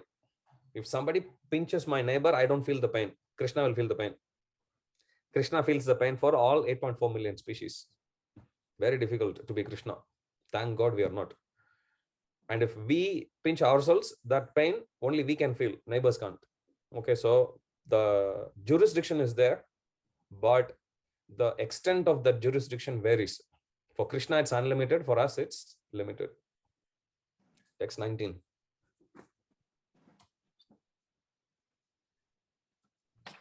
Didi Mataji, want to read? Hare Krishna, Prabhuji. Hare Krishna. Ihaivateirjita sargo Ihaivateirjitah sargo yesham samme sthitam manah yesham samme sitam manaha nirdosham hi samam brahma nirdosham hi samam brahma tasmad brahmani te sthita. tasmad brahmani te sthitah. Those whose minds are established in sameness and equanimity have already conquered the conditions of birth and death. They are flawless like Brahman, and thus they are already situated in Brahman. Krishna. Ihaivateirjita sargo. So now in this verse, Krishna is saying, in the previous verse he said, Pandita Samadarshina. In this verse, Krishna is saying, how are they able to see everyone equal? With the vision they are given because of that knowledge, because of the absorption, 4 different types. Tad buddhayas, tad atmanas, tannishta, tat parayanaha, gachanti apuna ravritim. So 4 aspects of full absorption of Krishna. Intelligence, mind, faith. Tannishta tat parayanaha. Intelligence, mind, faith, and total shelter. When somebody has that, then such a person is given that vision to see Krishna. What we see, generally if you see in material world, what people see and the state of consciousness, there's a clear disconnect. At least this is the material understanding. Generally, if you see, you take even a scientist, they'll have a public life and a private life. In public life, they'll be very genius, very intelligent, everything. But in private life, if you see many instances, they'll be involved in some scandal. Having extramarital affair, or they didn't pay the tax, or they murdered someone. So many things you'll come across. So in general material understanding is there are 2 different things. I can be whatever that I am, which means my consciousness can be whatever, but I can still be skilled. Give me respect for my skills. I have my own private life. There is no clear integrity in the personality. One disciple of Prabhupada says, before meeting Prabhupada, he got introduced to Prabhupada through his books. He has heard about Prabhupada. And his experience, usually he was a very avid reader. His experience in the past was whenever he reads any author's books, when you read, you visualize, you envisage a certain personality speaking to you. And then when you meet them in person, there'll be some gap in how you have envisaged that person through their words versus what personality they actually are. There's a gap. There's a disconnect, definitely. And he said 100% of the times he felt disappointed when he gets influenced by the writings of some author, and when he saw, he got disappointed. But he said, so when I read this, I was praying to Krishna, I don't want to go through the same experience. I feel so connected with these books. And he says, when he saw Prabhupada, he started crying. And then he says that not only did Prabhupada match the integrity of the words, Prabhupada was much more, he was saying. So in material understanding is, my consciousness is different to what I actually see, what my vision is. But Shastras don't agree to that. Shastras clearly say that there is a clear connection between your consciousness and your vision. If your consciousness is like Tad buddhya, tad atmanas, tannishta, tad parayana, 4 of those aspects fully absorbed in the Lord, then you will be given an equal vision to see everyone. If that consciousness is there, then you will be able to maintain equanimity. Animus means mind in Latin. Equanimity means same mind. Samatvam yoga uchyate. We saw that. Okay, that equilibrium, maintaining that equilibrium of mind, samatvam yoga uchyate. That's called yoga. So such a person, ihaivatar jita sargo. In this life, eva, certainly, by them, jita, conquered. What do they conquer? Sarga. Atra sarga visargascha.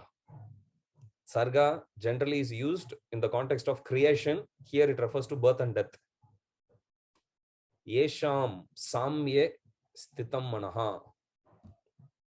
In that equanimity, if they are situated, then they can conquer birth and death. And this mood you will actually see even after we come to Krishna consciousness also. There is like different mood, different rasa. In 11th chapter of Bhagavad Gita, we will see Arjuna asking Krishna, Krishna, please give me the divine vision so that I can see your Virat Rupa. Generally, we get asked, if Arjuna is already a Krishna Bhakta, why does he need a special vision to see Virat Rupa? True, but that doesn't mean Virat Rupa is superior. Krishna is actually in effect asking Krishna to downgrade his vision. So he is telling Krishna, I'm so used to seeing you with love or reverence. Now we are talking about this material form with which nobody can have a relationship. Have you ever come across a Bhakta of Virat Rupa? You cannot. You cannot even forget about Virat Rupa. You can't even have a relationship with Paramatma. After 60,000 years tapasya, Paramatma will come, keep staring at you. You'll also stare at him and that's it. You'll go away. Imagine after COVID, you go to home after 5 years, your parents are there in the airport, you get down and you look at them, they look at you and they say bye-bye and they go away. You also walk away. Paramatma won't even say bye-bye. You cannot have that relationship. Krishna can have that relationship. When Nanda Baba, or rather Vasudev, when he carries baby Krishna across Yamuna to go to Gokula, meanwhile, Yashoda Maya, she had already given birth to twins. She gave birth to Yogamaya as well as Krishna. But then when Vasudev actually goes there with his baby Krishna, when he saw right next to Mother Yashoda, he could see only Subhadra Marani. He could see only Yogamaya. He couldn't see Krishna. Why? That is Vrajendranandan Krishna. Only those who have special Vraja Prem, only they have the vision to see his form. Vasudev's mood is that of awe and reverence, so he can't see. So he places the baby, baby merges, and then he picks up.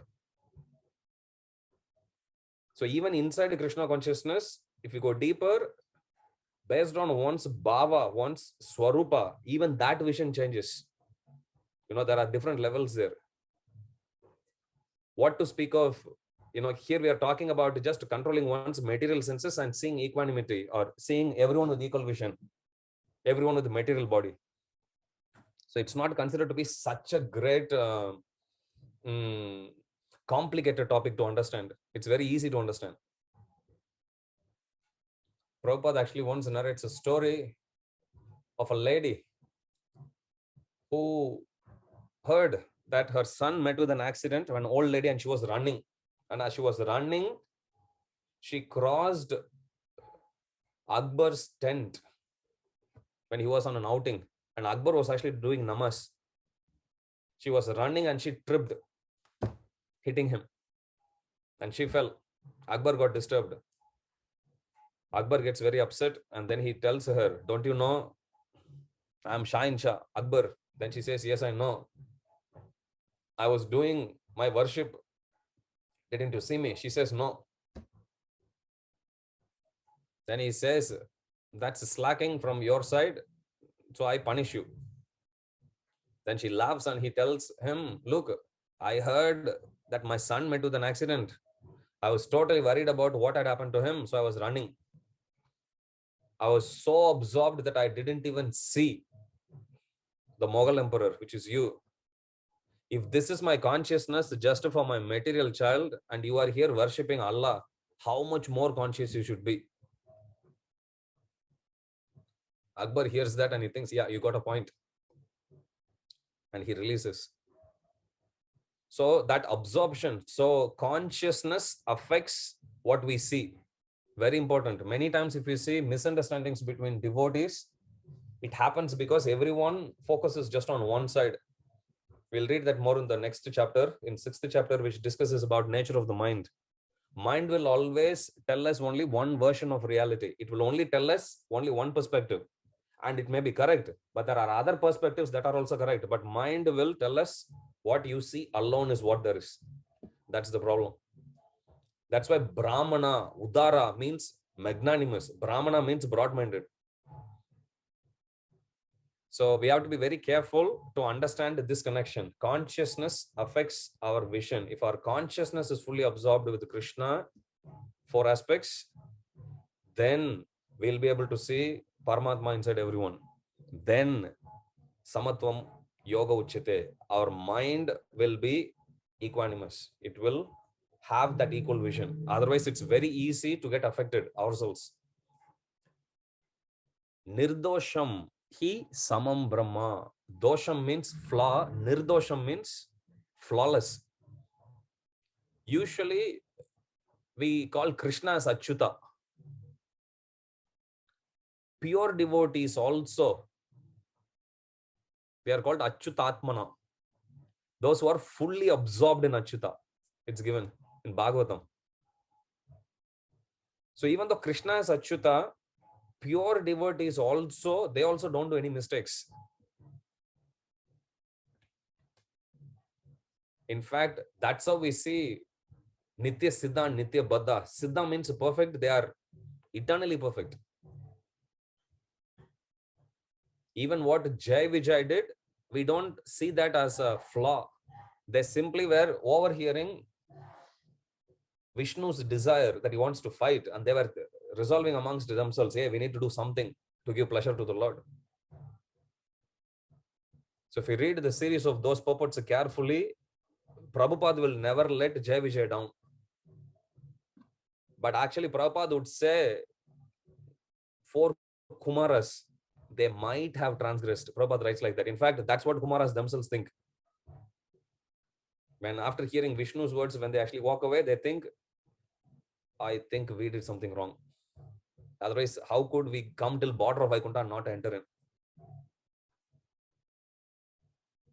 in? Nirdosham, pure devotees, they never do mistakes. Achyutananda Prabhu, Prabhupada's disciple, he says he's one of the first disciples who have joined ISKCON. He says he saw Prabhupada from 1966 all the way till the end of Prabhupada's Manifest Leela, 1977. And he said, we all scrutinized him so much. Not even once could we actually see Prabhupada doing any mistake. Nirdosham hi samam brahma. And Krishna here, he's saying it's possible. If one comes to that state of nirdosha, which means flawlessness. Tasmad brahmanite stitaha. Therefore, in the Supreme, they are situated. Those whose minds are established in sameness and equanimity have already conquered the condition. Ihaiva tair jita sargo. Jita means to conquer. Sarga means generally used in the context of creation, but along with creation comes the destruction also. So in this context, it is referring to birth and death. They are flawless like Brahman. And thus they are already situated in Brahman, which means even though they may be in material world, their consciousness is very broad. Prabhupada writes, equanimity of mind, as mentioned above, is the sign of self-realization. So this is the symptom that's actually given. Those who have already attained to such a stage should be considered to have conquered material conditions, specifically birth and death. And towards the end, Prabhupada says, the Lord is flawless because he is without attraction or hatred. We see this in 2nd chapter also. Dukeshu anudvignamana, Sukeshu vigataspriha, vitaraga bayakroda stitadir muni ruchate. This is 256. Krishna says that such a person Vita, they'll give up raga, bhaya, krodha, attachment, bhaya, fear, krodha, anger.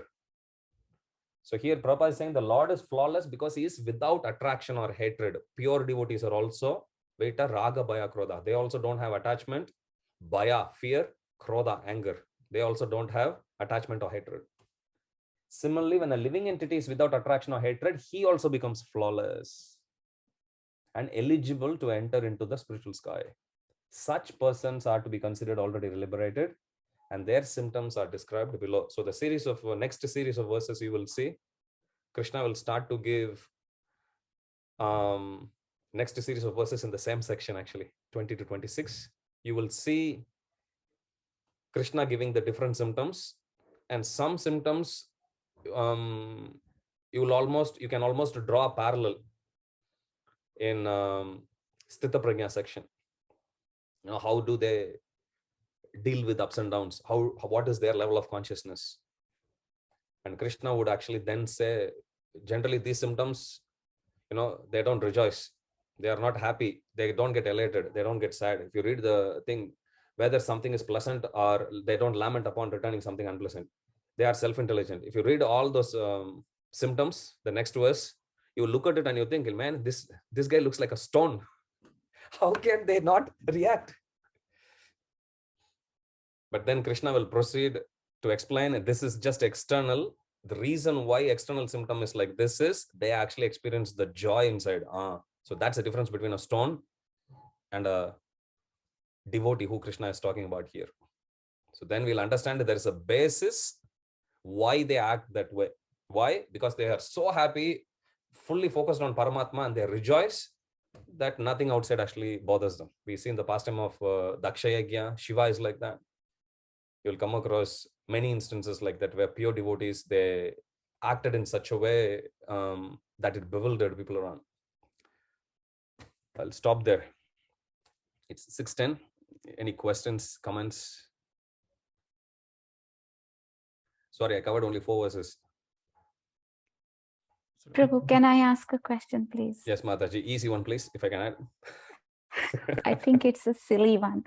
And yes, I had a doubt last week, and again, I have this similar doubt. Yeah. So in verse number 15, you were talking about the doers, and you said that when a child demands something from the parent sanctions it. So it's not the parent's fault. Yeah. So I'm just thinking about children or society these days. The kids they do things which are not right. They drink, they smoke, they just break every regulative principle. Isn't that because the parents didn't do something right, that they have developed into the personalities, warped personalities that they are now? And drawing parallel from this. So what I mean is, a parent has a duty of care, and he shouldn't allow the child to do something. But drawing the same parallel, Krishna as a parent, doesn't he have a duty of care? And why does he allow some very heinous crimes to happen? And why doesn't he allow some to not happen? So just getting muddled in this. If you can please help me understand. So sometimes when devotees actually approach my Guru Maharaj, asking blessings for a child, my Guru Maharaj will always explain this. There are 4 types of children a parent can get. First one, he would say, according to Shastras, your enemies can become your parent, can become your child. Because in the previous life, you caused something harmful for them and they are seeking vengeance. So they will come to you and they will be in a position where you can't actually get rid of them anymore. You can't escape. It's payback time. So he says enemies can become child. Another instance, he said, second type of child can be somebody who you borrowed money from. Sometimes I think maybe I fall in that category for my father. Somebody who you borrowed money from and didn't pay back. So they come in the next life as the child to take away the money, just spending.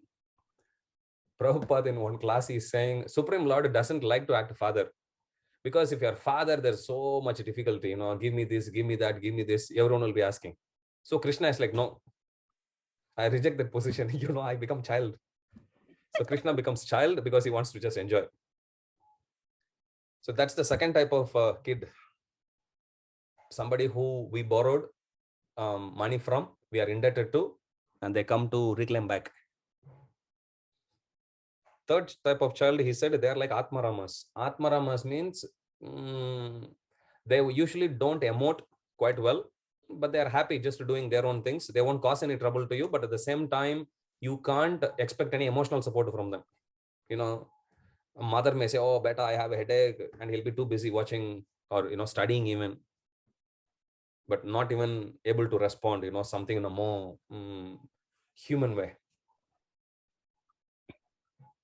And he says, fourth type is there.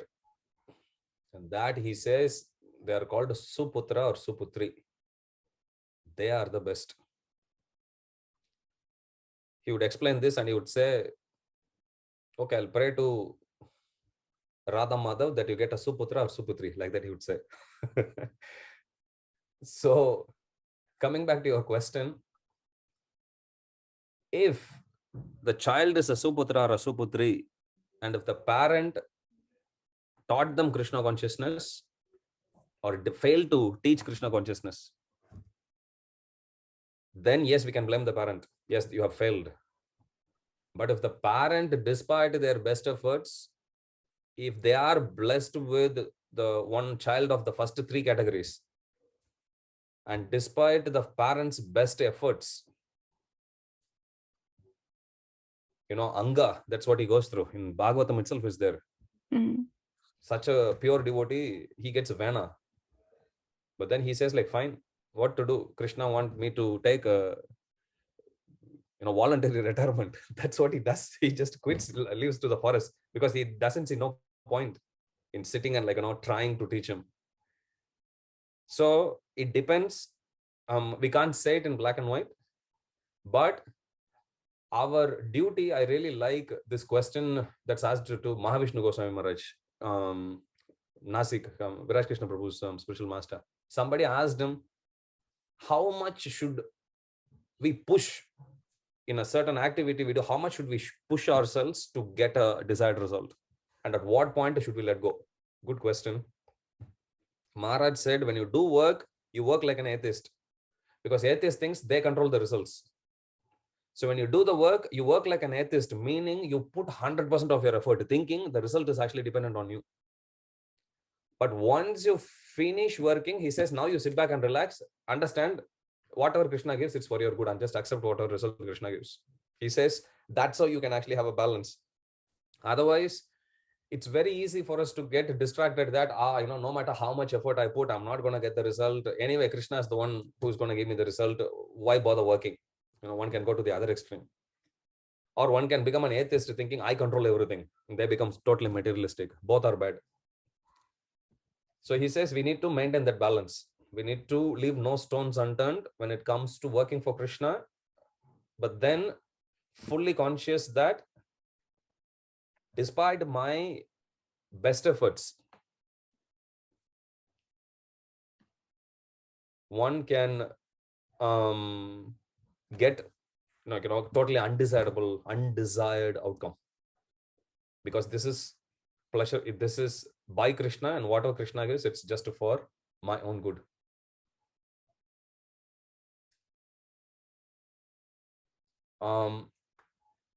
Yudhishthir Maharaj, he says in Mahabharata, for the success of any activity, you need 3 ticks. First thing he says is endeavor. Second one he says is focus. And the third one he says daiva. Endeavor and focus is within our control. Third one is beyond us.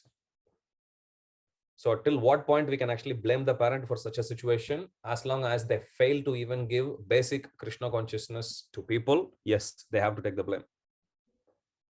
And at what point can we put the ball in the kid's court? Despite the best efforts of the parents, if the kid hasn't taken up Krishna consciousness seriously, misbehave, that's their problem. At some point, they need to start, owning up their actions.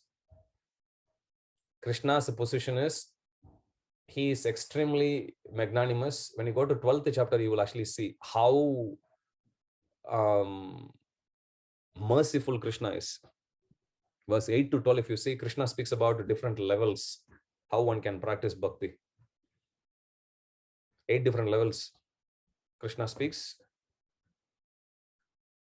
That section alone, usually if you see anything, it will always go in the ascending order. But that section alone, it's the other way around. It's a descending order. You should, if we take it as ascending order, it will bewilder us. Descending order means we should assume, we should understand somebody is in a well, deep dark well, and Krishna is there at the top and he's lowering the rope. So somebody who's capable, they won't wait until the rope comes and touches the ground. Even when it is like slightly held, they'll jump up and they'll catch. So that's the level Krishna will speak about in 8. And then Krishna would say, if you can't do this, then at least do this, which means Krishna will lower it down even more. If you can't do this, okay, at least do this. He will lower it more. That section alone, Krishna will speak in descending order. So Krishna is very magnanimous. Krishna is creating all these different opportunities for people. Krishna takes this all accommodating approach. Despite this, if people don't own up their actions and blame Krishna, that's unfair. That's how I would conclude. Okay. Thank you, Prabhu. Thank you, Mataji. Okay. Any other questions, or are we done? Hemanga Prabhu, we can finish. Anyone else has any questions? It's a good opportunity. Ghanshyam Prabhu can answer very nicely. Okay, if not, thank you. I'd like to thank Ghanshyam Prabhu. Thank you, Prabhuji, for coming, and I request you to come more often. It was very nice, especially the Prabhupada Leelas, which you related was very nice, at least for me. I really liked it. Thank you, Prabhu, Please for keep the coming. opportunity. And thank you, everyone, for taking reading of Srila Prabhupada's books seriously. Unless we take, we can't give. So this is the time for taking. You have the best teacher in the Yatra, Hemanga Chaitanya Prabhu. And I mentioned this, some of you may not have been there in the first session when I was there. I know personally how much effort he puts. I know how much he pushes himself. He calls me busy. We all know how free he is. Despite all of that, he just gives himself. And such good quality classes he gives. So you're very blessed. And Prabhu is able to go deep, but at the same time, he's able to maintain the pace, which is very impressive, because usually it's either one or the other. People just skim through fast, or in the name of going deep, they'll go very slow. Both are bad. Prabhu is able to strike such good balance. I was surprised. I am part of the group. I still keep saying, last few weeks I've been extremely busy. But then suddenly I saw a 5th chapter. Hey, you are already in 5th chapter. Another one class, I think you will pretty much finish the 5th chapter. You'll go to 6. So it's really good. So please continue to take advantage of Prabhu's association, and please read and become preachers later. Thank you so much, Prabhu. Chubby Damodar is waiting downstairs. We are going to bring him to the temple today. Sure, Prabhu. I'll let you go. And I think we're all curious to see the live deity of Damodar in our readings. If you don't know, in the temple, Ghanshyam Prabhu and the team has organized a live deity, which we see in Vrindavan and Mayapur. I haven't seen the deity, but I'm very excited to see. So please come for darshan. Prabhu, it will be there for a whole month, right? Yes, Prabhuji, but he likes traveling, so he'll be going to some hall programs, home programs. If any one of you The condition for home program is at least 50 devotees need to be there, and you should be ready to offer garland and boga. And I tell you, he's a big boy. Very good. 2 feet tall, chubby cheeks. He's like standing like this. We have kept him in the council room downstairs. We will unveil him for everyone's benefit. So today they are doing the drama, or they will start the drama soon on Damodar Leela, and at 7 o'clock we'll have Gaura Arati. 7:20 we will bring the darshan of Yashodamaya and Damodar, and we'll have a small Arati. And tomorrow onwards he'll be there. But as I said, if there is any preaching program, hall program, already some devotees booked. But if you like to actually host him, this is the condition. Minimum 50 devotees need to be there, because he needs to take the trouble to come. So it has to be worthy for him. So so that's the plan. So if there is no booking on any of the day, he'll be in the temple, so you can take his darshan. Okay. Thank you so much, Prabhuji. Thank you so much. Thank Jai you. Guru Srila Hope to see you Prabhupada ki again. jai, Shri Radha Gopinath Bhagwan ki jai, Shri Jai. Gaur Sai ki jai, Jai. Srimad Bhagavad Gita ki jai, Jai. Samaveta Bhakta Vrinda ki jai, Bhakti Shastri devotees ki jai, Jai Nitai Gaura Premanande, Hari Hari. Yeah, sorry, before you leave, sorry, a quick very announcement. I know we have a scheduled next class on Thursday, but we just came to know Thursday is Karwa Chauth. So we will have the class on Wednesday. Sumit Prabhuji will be sending the details. So just for this time, we have to reschedule the class. Otherwise, Thursday, many families will be busy. So Wednesday, 12th of October, 7 p.m. Okay, thank you, everyone. Thank you, Hare Krishna. Hare Krishna, Hare Krishna, Krishna Krishna, Hare Hare, Hare Rama, Hare Rama, Rama Rama, Hare Hare. Hare Krishna, Hare Krishna, Krishna Krishna, Hare Hare, Hare Rama, Hare Rama, Rama Rama, Hare Hare. Hare Krishna, Hare Krishna, Krishna Krishna, Hare Hare, Hare Rama.